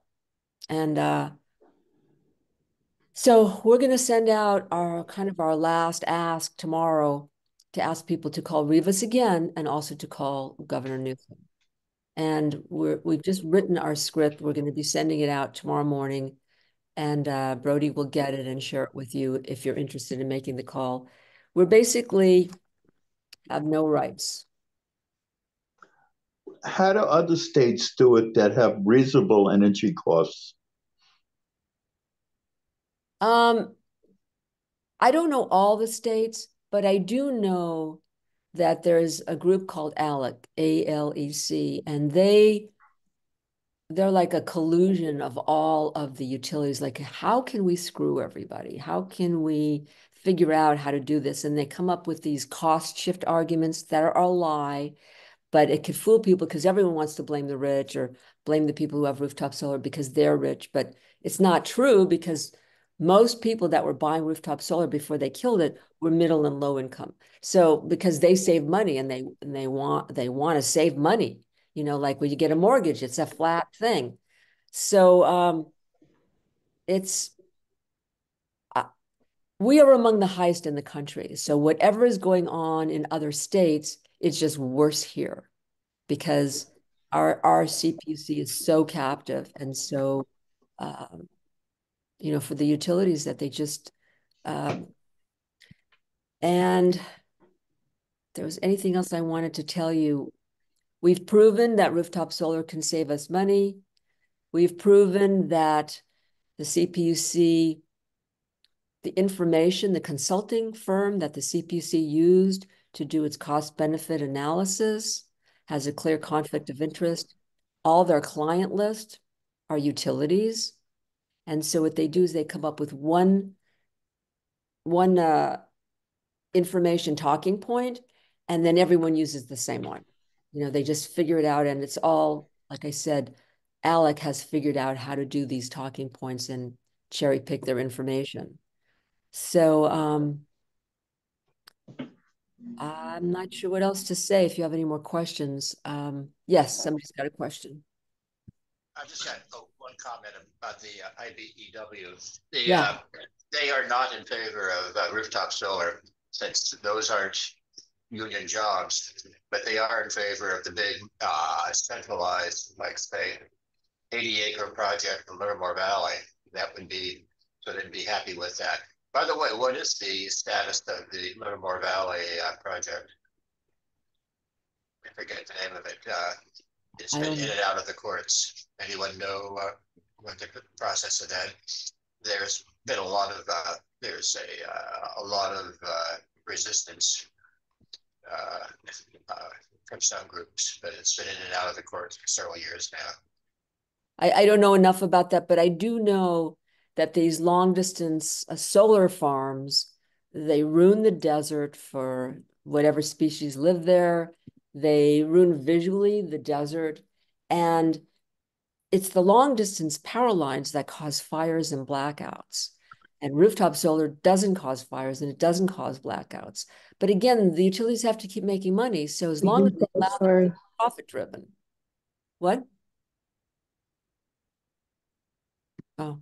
But I guess I read recently, I think in the Washington Post, during certain times of the year, like now in California, when the sun is out from about 9 a.m. to 5 p.m., we've got a surplus. There's a negative cost of energy. They're having to pay Arizona to take electricity. You're talking about an article that came out like 2 days ago? Yes. Yeah, well, that article was timed to come out when the solar bill was in front of Senate Energy. So it's not even true, that article. I don't have the perfect talking points to come back to you and tell you why it's a manipulation, but they're brilliant at manipulations. That article was timed to come out when the rooftop solar for farm schools and apartments, Becker's Bill 1374, was being, and the chair of Senate Energy used that article. So the article came out so he could use it. But even though he was against it, like I said, the Senate has better members, the bill still passed. So it's not true what that article is. And a lot of people wrote comments on that article talking about what wasn't true. But I'm sorry, I don't have the specific talking points. This is all very geeky stuff and very hard to analyze and figure out like how they manipulate information. But the geeky details sometimes. Pardon me? The devil is in the geeky details. Yeah. Just say what the real situation is with that issue. On that article, I mean, somebody did write up why it's a lie, and if you want me to share it with Brody and she can share it with you, I'm happy to do that. I'd be interested to see that. Yeah, if you would. All right, I'll make a note for myself to share the article explanation. Okay. Somebody else has a question? Yeah, I did. Ellen, hi. Yeah. What would you recommend as a plan for our clean energy future? Since you don't agree with anything that you've been talking about, really, except Rebecca's bill. Yeah, get a governor who sincerely cares about the climate. And you know, we've got a whole bunch of new people that are going to be running for governor, and basically, like Garvin, huh? Like Garvin or whatever his name is, the Republican. Garvey. I'm not talking about a Republican governor, but there's like 3 or 4 people running. Betty Yee is a possibility. She could be on the right side of this. The questions to ask the people that are running for governor is like, how will you run the CPUC? You know, what will be your relationship with the utilities? You know, how will you appoint your people? To try to find out where they stand on this issue. There's a woman, Loretta Lynch. You know, you've heard of the Enron crisis, which is the year 2000. Oh gosh, yes, it was big news. And that Enron is the kind of thing that could happen again with the energy, you know, the way that we are. In fact, they tried to pass the regionalization bill last year, which would have taken us into an Enron-like crisis, but it got stopped. But the head of the CPUC, the chair then in the year 2000, Loretta Lynch, she came in and cleaned up. We lost $40 billion, but she cleaned up the problems and tried to solve it. And then eventually she got kicked out of being the chair. But she has written an article, where did it come out? Like a week ago, a fantastic article explaining this whole mess of energy. But in terms of the solution, the solutions are here. Local energy, rooftop solar. You really have to change the business model of the utilities. You make it performance based instead of profit based, because if it's profit, they need to make profits. They're always going to make profits on our backs. But if it's performance based, they do good, then they get rewarded. Then we'll all be safer. But that's not going to happen under Newsom. So we're probably, you know, in trouble until we get a new governor. And if he could do that, you know, hire good commissioners and have a different agenda, then maybe there's hope. I'm pretty depressed. Seems to me we're talking about several different things. One of them is what the plan should be for the future of California. California ranks up #1 in the nation, by the way, in clean energy progress, shall we say, over the last few years. And the other is what the PUC does, and that's always been a problem. The PUC been a political entity that has always favored PG&E or whatever power companies happen to be operative in our area. Always, except for, like I said, except for when Loretta Lynch was the chair president. Then they didn't. That was a short window. You're completely correct. They do favor the utilities, and so we need a governor who will put in PC commissioners that actually look for protect the people. I think we need legislation to control what the sphere of responsibility is for the PUC and what they can actually do. You don't need to rely on a governor to do that because governors change. You want something that's more long-term. So what you really need is legislation that define what the PUC does. You need both, because this killing of rooftop solar started off trying to do it in legislation, and we were able to kill it. Then they went to the CPUC and they did it. So you can have legislation, but you have to have a governor who appoints good commissioners, because you can always take advantage of the law. I mean, California has a fiduciary, it's in our, I don't know where, but we have to keep rooftop solar growing. It's actually in there, in our law somewhere, that we have to keep rooftop solar growing. And as a result of what happened, the Center for Biological Diversity is actually suing the CPUC that they killed rooftop solar without using all the good stuff that rooftop solar does. And we actually, so like I said, you can go against the law, and we lost the case, but then they appealed it, and the Supreme Court actually accepted it. So we don't know what's going to happen. It's possible that the Supreme Court could say, you know what, they did mess up and they got to come back to it. I don't know. It's tough, because we were doing great with our rooftop solar. Another question. Raymond. Thanks for the provocative words, Jennifer. I don't even know all the candidates who are running for governor, but I'll just say that Betty Yee went down and joined us in the Central Valley, going door to door to get out the vote, to try to make sure Rudy Salas was a Democrat who would be on the ticket in November. So she won me in a big way. And I suspect that she has enough brains to understand what's going on here. I'll just make a nerdly comment that it's a rare thing that the solar power generation in homes would become at a time when there would be negative cost. That is, that you'd have to pay someone else to take your excess. That's not a common event. I mean, the Washington Post was just trying to get clickbait. They wanted to, for a lot of reasons, they put that in there. It's not common. It happens. It's been happening for years in Germany, and it happens fairly often in Hawaii. And the solution is to have batteries. Yes. Is batteries. Well, yeah, I was just going to say. In fact, I put that in the chat. The way you can deal with that is to have our wonderful legislature start subsidizing storage batteries that are associated with solar, which would really make PG&E pissed off. So I'm very much in favor of that.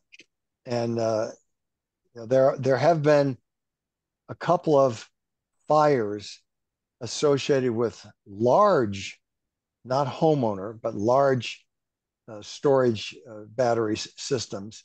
One was in Australia, and then there's one, I can't remember if it was in Moss Landing or something. But in both cases, those were large commercial solar facilities, and they were so big, they had water cooling for these storage batteries. And the water cooling failed. Wow. It was not something intrinsic in the battery. You can Google that. Solar battery fires at large installations. And in both cases, it was water cooling failure, which actually happens occasionally in the nuclear plants too, but who's counting? Anyway, so it's not like there's no solution. And I've gotten mixed results when I ask solar installers about how long, for example, Sunrun is one of the big suppliers, and Tesla, and they both claim something like a 10-year warranty. So, if you figure you're going to have 30 years of solar, or your panels might last 25 years, you probably should factor in having to replace the batteries every 10 years. But I mean, when I buy a car, whether it's an electric car or we have Priuses, the batteries are going to go bad eventually, but that doesn't stop you from buying the car.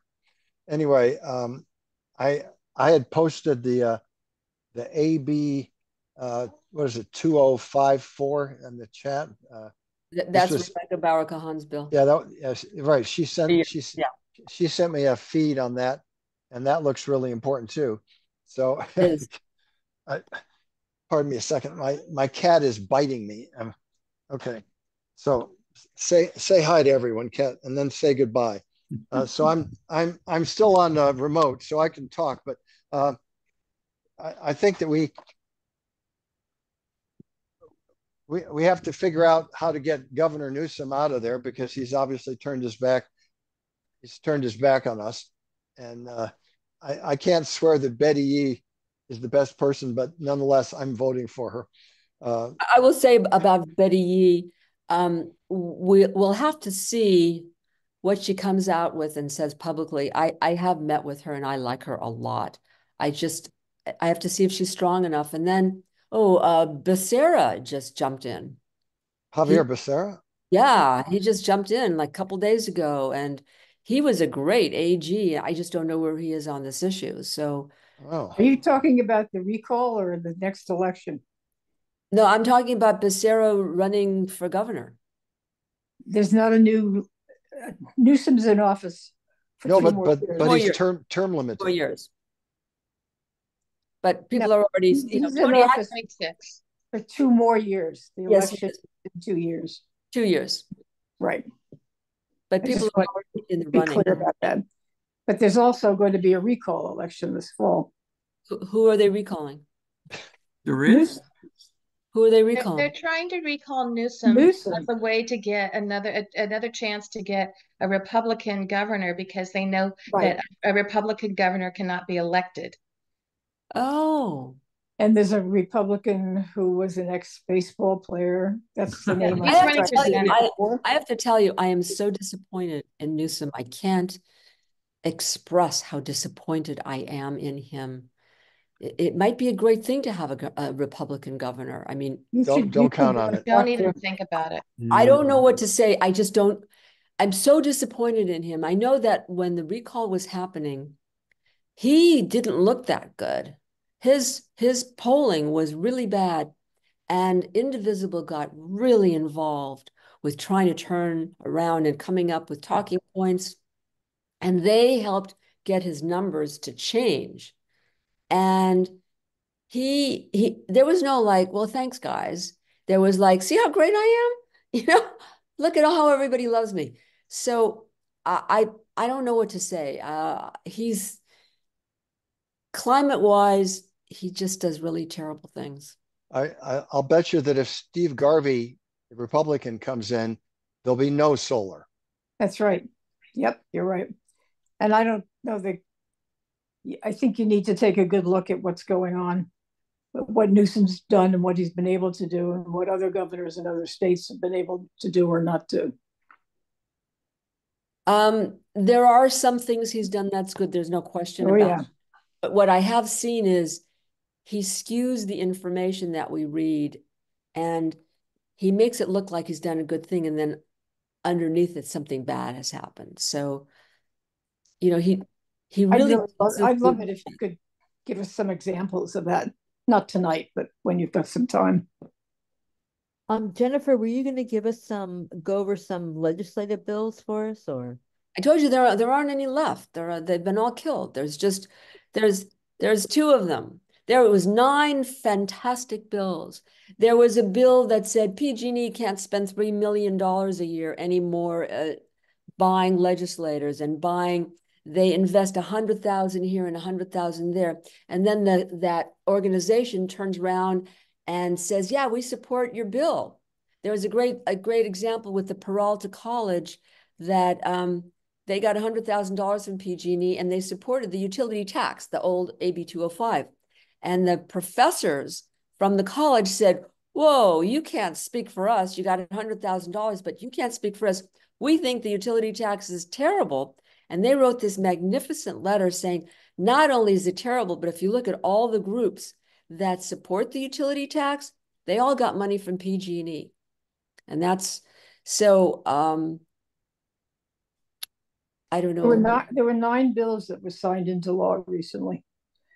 AB 1167, AB 1373, AB 3, SB 48, SB 49, SB 605. Yeah, but I'm not sure what you're saying about these bills. They all have to do with clean energy. Not necessarily solar specifically, but various types of clean energy. You're talking about this here? With climate. Mm-hmm. Yeah. Okay. I just put something in the chat, which is, it used to be called California League of Conservation Voters, and I was their executive vice president for 4 years. They do an environmental scorecard. They've changed their name to California Environmental Voters. You can go to envirovoters.org. It's the links there, and you can get an environmental scorecard on every California legislator, assembly, senate, and then statewide offices. And if you go to League of Conservation Voters National, you get it on all of the national level electeds. But this will tell you where they get, where they fall off, where they do well. So it's really, I think it's important for us to speak about, you can go to their scorecard, and that's great. Yeah, it's really important that we use data to say, that, like Gavin Newsom is, sucks the big huevo or whatever. It's really important for us to also have a context for what other issues are out there. And, I just, as I said, I worked for them for 4 years as executive vice president. We did this every year. And it will give you bill by bill how people voted. So you can see, oh, it got, you might go, I'm really upset they didn't get a good rating. And then you go, oh, but I agree with them, even though, sometimes legislation isn't exactly what you think it's going to do. So anyway, that's my pitch as far as environmental voting. But it's easy to find out how they do it. It's easy to get a scorecard. Let me ask you something, Jillian. Are you still with them? Are you still working with them? No, I quit them in 2017. So what I have found with some groups, 2015. What I found with some groups that do scorecards, and the scorecards is a fantastic idea, and it does give you a lot of information. But there's climate, and then there's energy. And somehow, very few of these scorecards actually include energy, even though energy ultimately winds up being climate, because we're already not getting to our climate goals. And by getting rid of rooftop solar, we're further away. So when you see an environmental scorecard, someone who's against energy could have gotten a good scorecard because they don't include the energy bills. Well, I would look at the scorecard just so you know what you're talking about when you're referring to it. I think it's always just a good. I have. Okay. And I'm saying I've seen this even in well, Sierra Club's better about it, but I have seen it with other groups that they leave out, like, oh, who is it? Courage Campaign. I went and talked to them.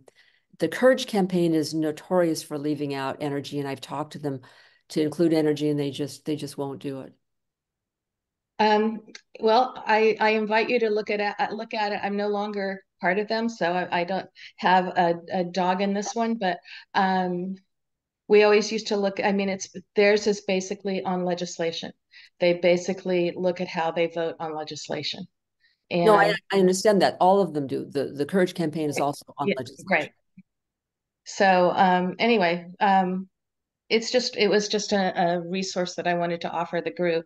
And I think one of the most important things we can do, since I'm on the floor now, is to pass something that says that the general public, taxpayer money does not bail out the PG&Es of the world when they cause such damage that they risk going under. It's not my fault that they haven't maintained their wires.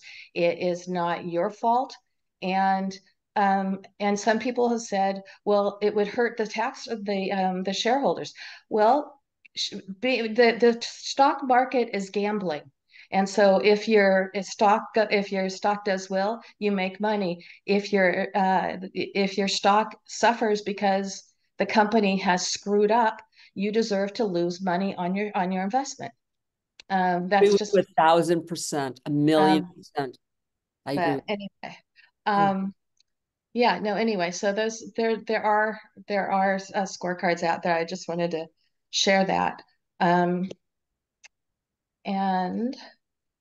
okay, we have one more speaker too, but Jennifer, thank you so much. You have really sparked a lot of interest in this topic and given us some background about how bad the CPUC is, because I had no idea about that.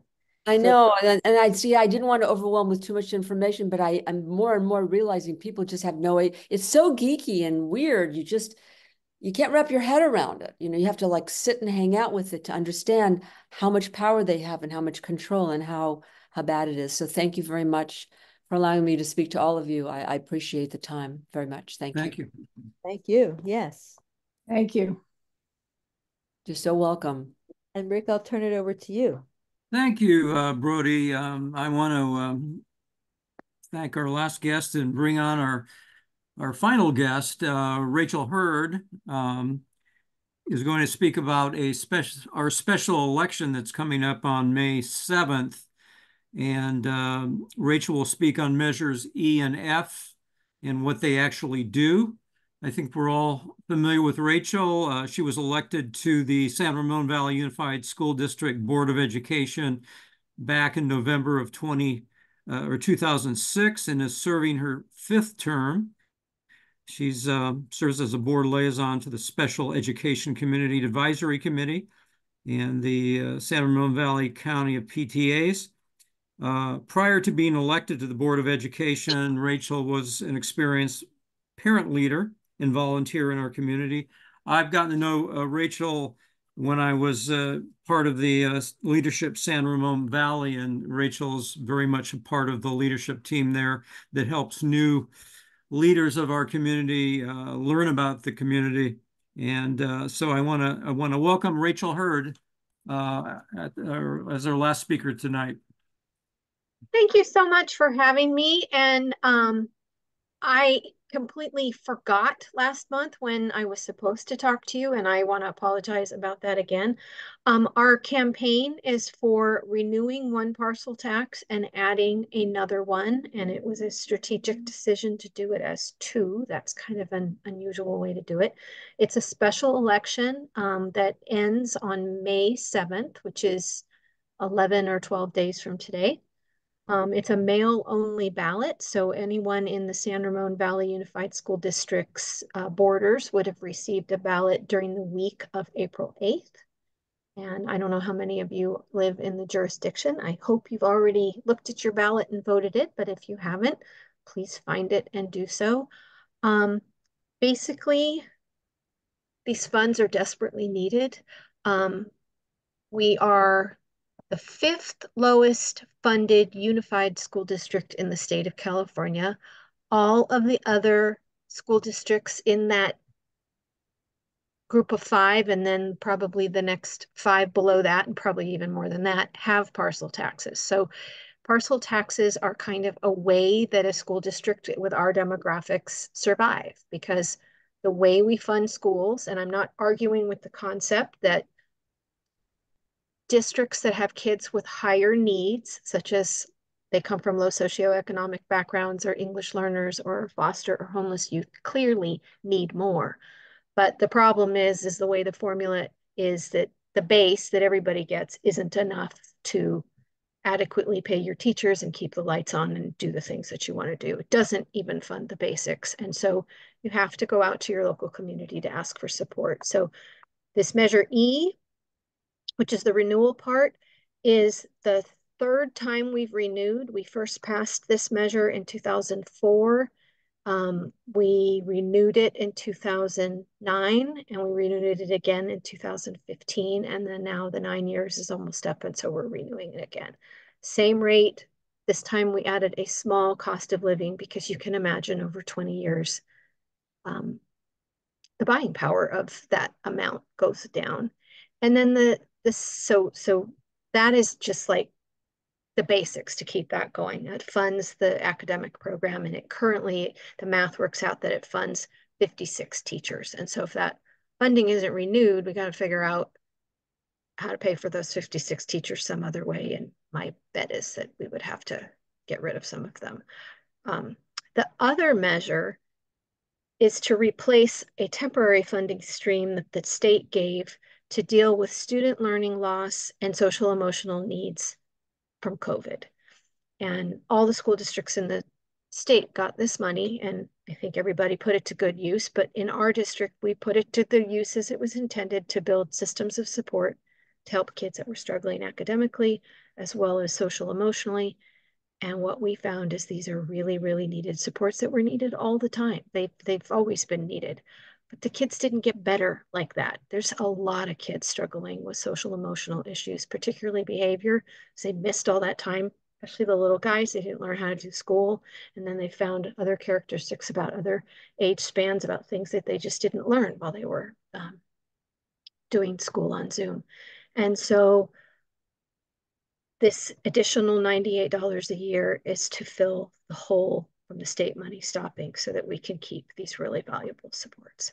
So the two added together are 144 for the renewal and 98 for the new one. So that's the 242. And when you compare that to our neighboring districts' parcel taxes, this is small. In Orinda, they pay an Orinda tax and an Acalanes High School tax, and it's over $1,000 for the two. And in Walnut Creek, they have a smaller one, but they also pay the Acalanes one. And so in all the parts of our neighbors to the north, their taxpayers help out even more. Piedmont's is even larger. Theirs is based on square footage. And so a typical home be 2,000, 2,500, something like that a year.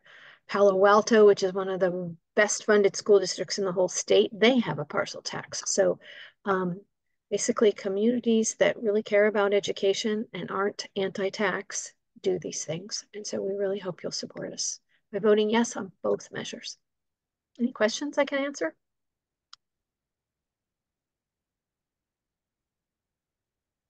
Brody, I think you're muted. Are you talking? Sorry.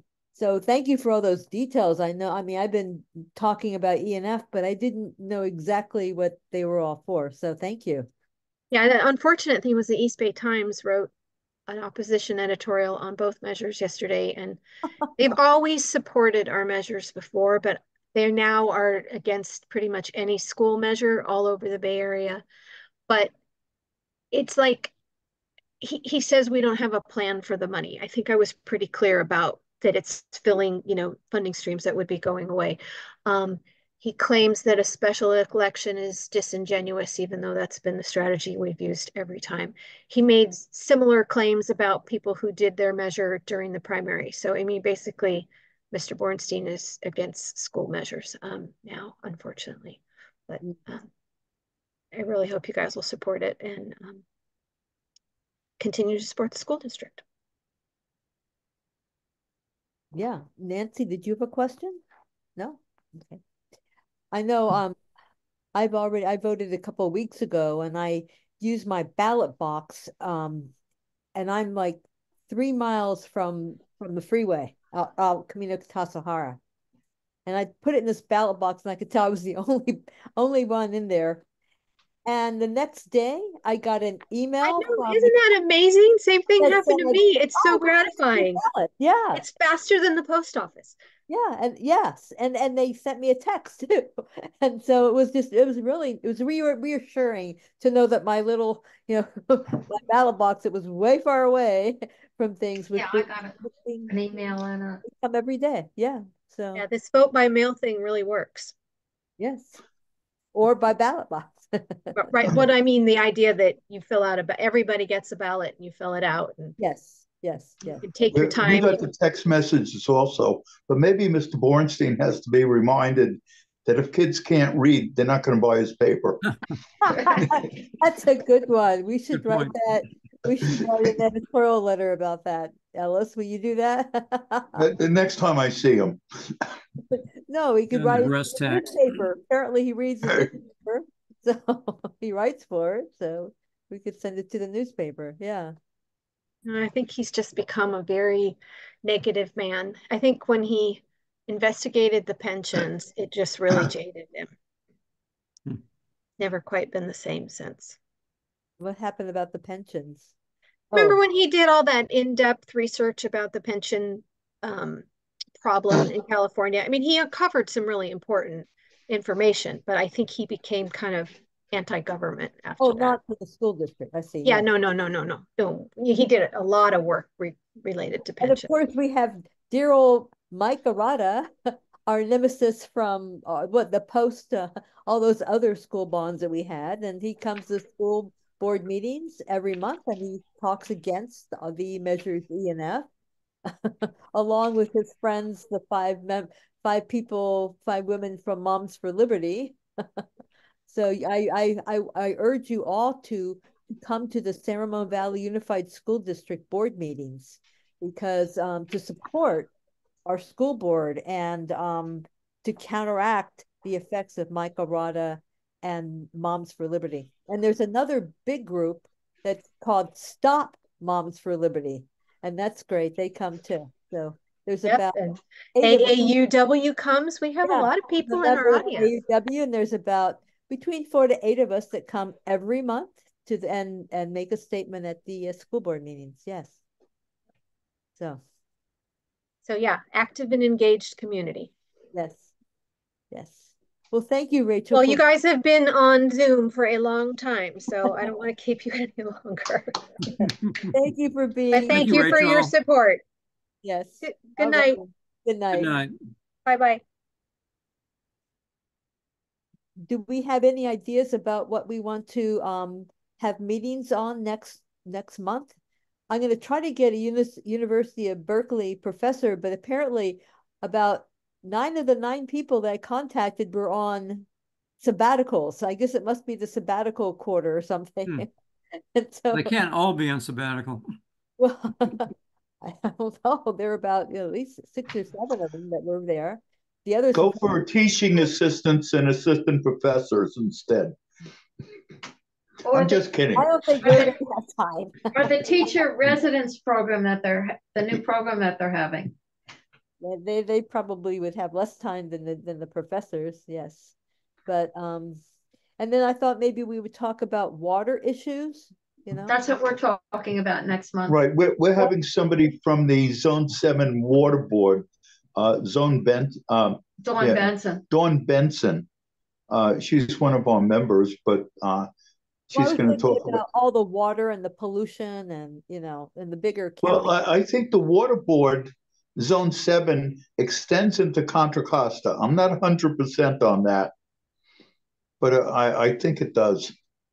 Okay. And so, also and Luz Gomez just got a job. What did you tell me, Rick? East Bay Mud, I think, or East Bay Mud. You want to talk about water? Exactly. Luz Gomez. I know that, I know that. That was my idea, to have Luz come speak. And we just had somebody from Turn on. Yeah, we had Turn is the Utilities Reform Network. Yeah, but as you heard, they're the ones who were against that thing. Right, but they're usually with your guest and opposed to what the PUC is doing. But as I said, they saw that there was an inequity in that bill 2054, I think, whatever number that was. And the inequity was that if you make it a fixed fee, a low fixed fee, then the slack would be picked up by the ratepayers. Now, people who have solar on their roof don't pay as much as people who don't.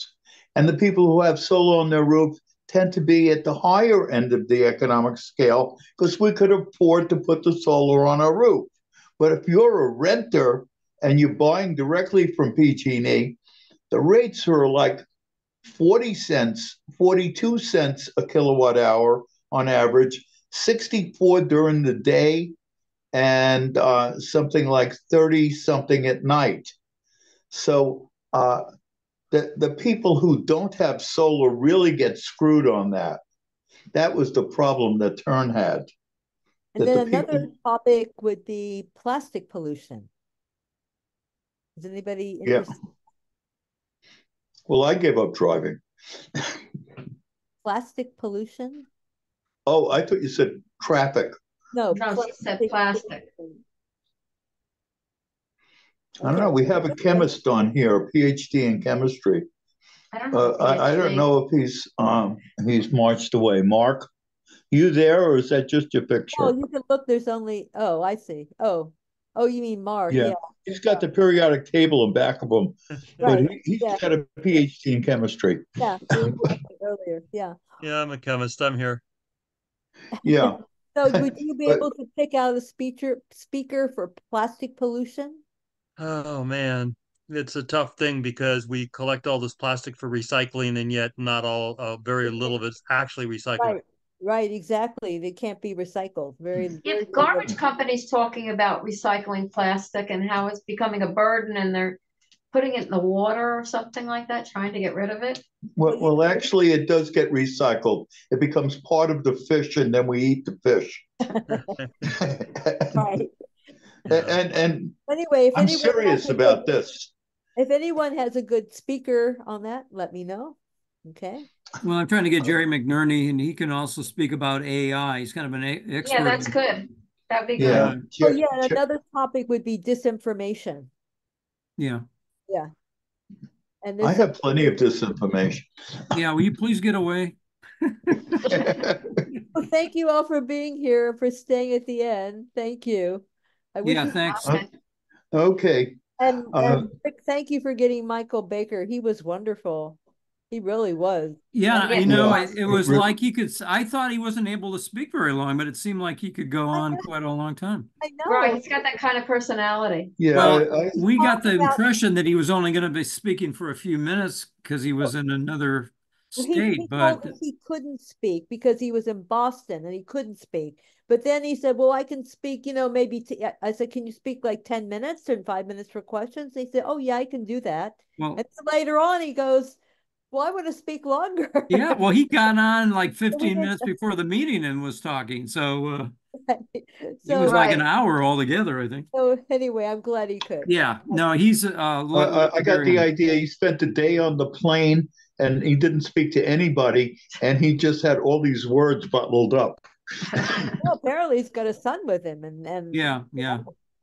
I don't know what the purpose of his trip was because he was in Houston. Wasn't he in Houston first, or was he always in Boston? He said he was going to be in Houston, and then he said, then today he's in Boston. So I don't know. Yeah. Well, anyway, it was very interesting. Okay, guys, we'll see you soon. I may be able to see you tomorrow, Ellis and Sharon, for a little while. I'll just mention one thing. There's a all week Earth Day thing going on this week called Healthy Homes. It's free. And if you watch it on each day, they have 6 webinars up to an hour each.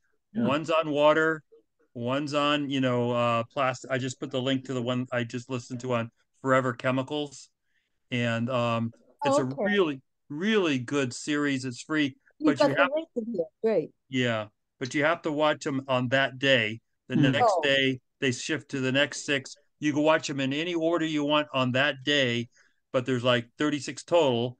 And I've watched almost all of them. And then if you want to watch them offline, you could pay $169 and have access to all of them anytime you want. But I like to do the free one myself. Yeah, I don't. I also had a prepared statement about one of our members, Gordon, but I think all three, Mark, you're the only one who doesn't know that we had a member. He's also an active member in Contra Costa Move On, and I'm an active member in Contra Costa Move On. And we went to the Earth Day in Walnut Creek, and Contra Costa Move On had a booth, and Gordon Miller was helping to man that booth and everything. And so we don't know how it happened. When he left, he hit his head really, really hard. Yeah, he was carrying a box. He went back to get his box, and I think he must have slipped and fallen backward and hit his head. Serious injury. We saw him this afternoon. The pressure was he's strong. not conscious. They had to remove a little bit of his skull just to relieve the pressure on him. Yeah. So he's in an induced coma, and I'm really sad. I mean, really. Yeah. Did Rick talk to you about this, Brody? Yes. Yeah. You told her about. Okay. Yeah. About. She also had some information from other sources, but. And then we also have a member, Kathy Gage, who passed away in January of this year. And I knew Kathy. She was actually active member and helped me a lot. And she had cancer for like 6 years, and she was doing really well. I mean, she's had it for like 6 years. When I knew her, she had cancer, and she was doing well. But then in January, it got worse, and it couldn't handle it. Right. Yeah, so that's sad. Yep. All right, guys. Okay. Hanging out with see you in the morning. Okay, Mark, I have a tomorrow. master's in chemistry. What's Okay. that? I have a master's in chemistry. Yeah, we have it on the wall in our office. I do participate MIT Alumni for Climate Action fairly recently, and I'm a bunch of angel investing groups that I follow a lot of startups dealing with these plastics. I see pitches by people recycling plastics, but most of them do not succeed. Oh, could you give me your telephone number real quick? Sure. I mean, I'm gonna bug out. See you guys. Okay. Okay. we're going to leave too. I already have his phone number. Okay, take care. Thank you. Thank you. Thank you, Rick. Thank you, Brody. Yeah. And my emails, I always have it under my picture. So where I should go to, oh, there it is. yeah, if you email me, I'm pretty open on my email. So, but my phone's there too. Thank you. So And there's ideas about plastic, yeah. And I already, let's see. I didn't, oh, there's the EMI talk today. Oh, okay. Yeah. And there's also there's a water one online today, specifically on water. At least one. I think there were 2 talks on water today. Well, And now I got to do another one. yeah, and then but they're only open till midnight or something, Yeah. and then it turns over and like 5 in the morning, it's open for the next day for a little over 24 hours for the next. What university should I go to find a good person to talk about water? I mean, A really good one would be East Bay Mud.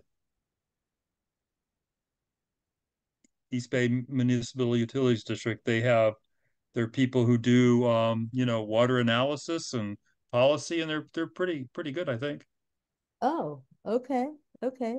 We usually try to have some professor or something come speak too. And that's fine, but I think they would probably. Okay, both. Yeah. Yeah. Okay. I'm sure there's Berkeley professors, but like you say, they're all on vacation or sabbaticals. Oh, it just seemed like they were on sabbatical, a lot of them. So I was going to try UC Davis or, you know. Davis is really good on air, which I follow air a lot, indoor air quality. Corsi, who makes the Corsi boxes with a fan for getting rid of COVID in your air, he's really good at UC Davis, although he's pretty busy. So I'm on ASTM standards for indoor air quality. I participate in ASTM standards for water, but not too much really. And I follow a lot of. I'm on several webinars a day. You're on air standards. You're on the group that determines air standards? The one that develops method for testing air purifiers, for an example, and which is ASTM D2205, which is indoor cleaning devices. So like HEPA filters, but air ionizers, which don't buy them to make ozone, carbon filters, things like that, and they have a standard room. So you're not completely retired, or? Well, I'd call myself, sort of semi-retired. Ideally, I'd be working full-time with insurance because I really need a job with insurance. I'm trying to find that. And I might even consider going working at Costco virtually only, which they have a job. Because if you work 23 hours a week, you can get Aetna medical insurance, which I really like. And right now I need it for my son who's disabled by ME/CFS. Oh, okay. So I'm on Medicare. Yeah, I'm on Medicare too. Yeah. But that doesn't cover my son. And Medicaid doesn't cover enough? Or it's a long story. Oh yeah, that has to do with, yeah, okay. Well, Mark, good talking to you and getting to know you, and thank you for your references, and thank you. Okay, thanks. Good evening. Bye-bye. Bye-bye.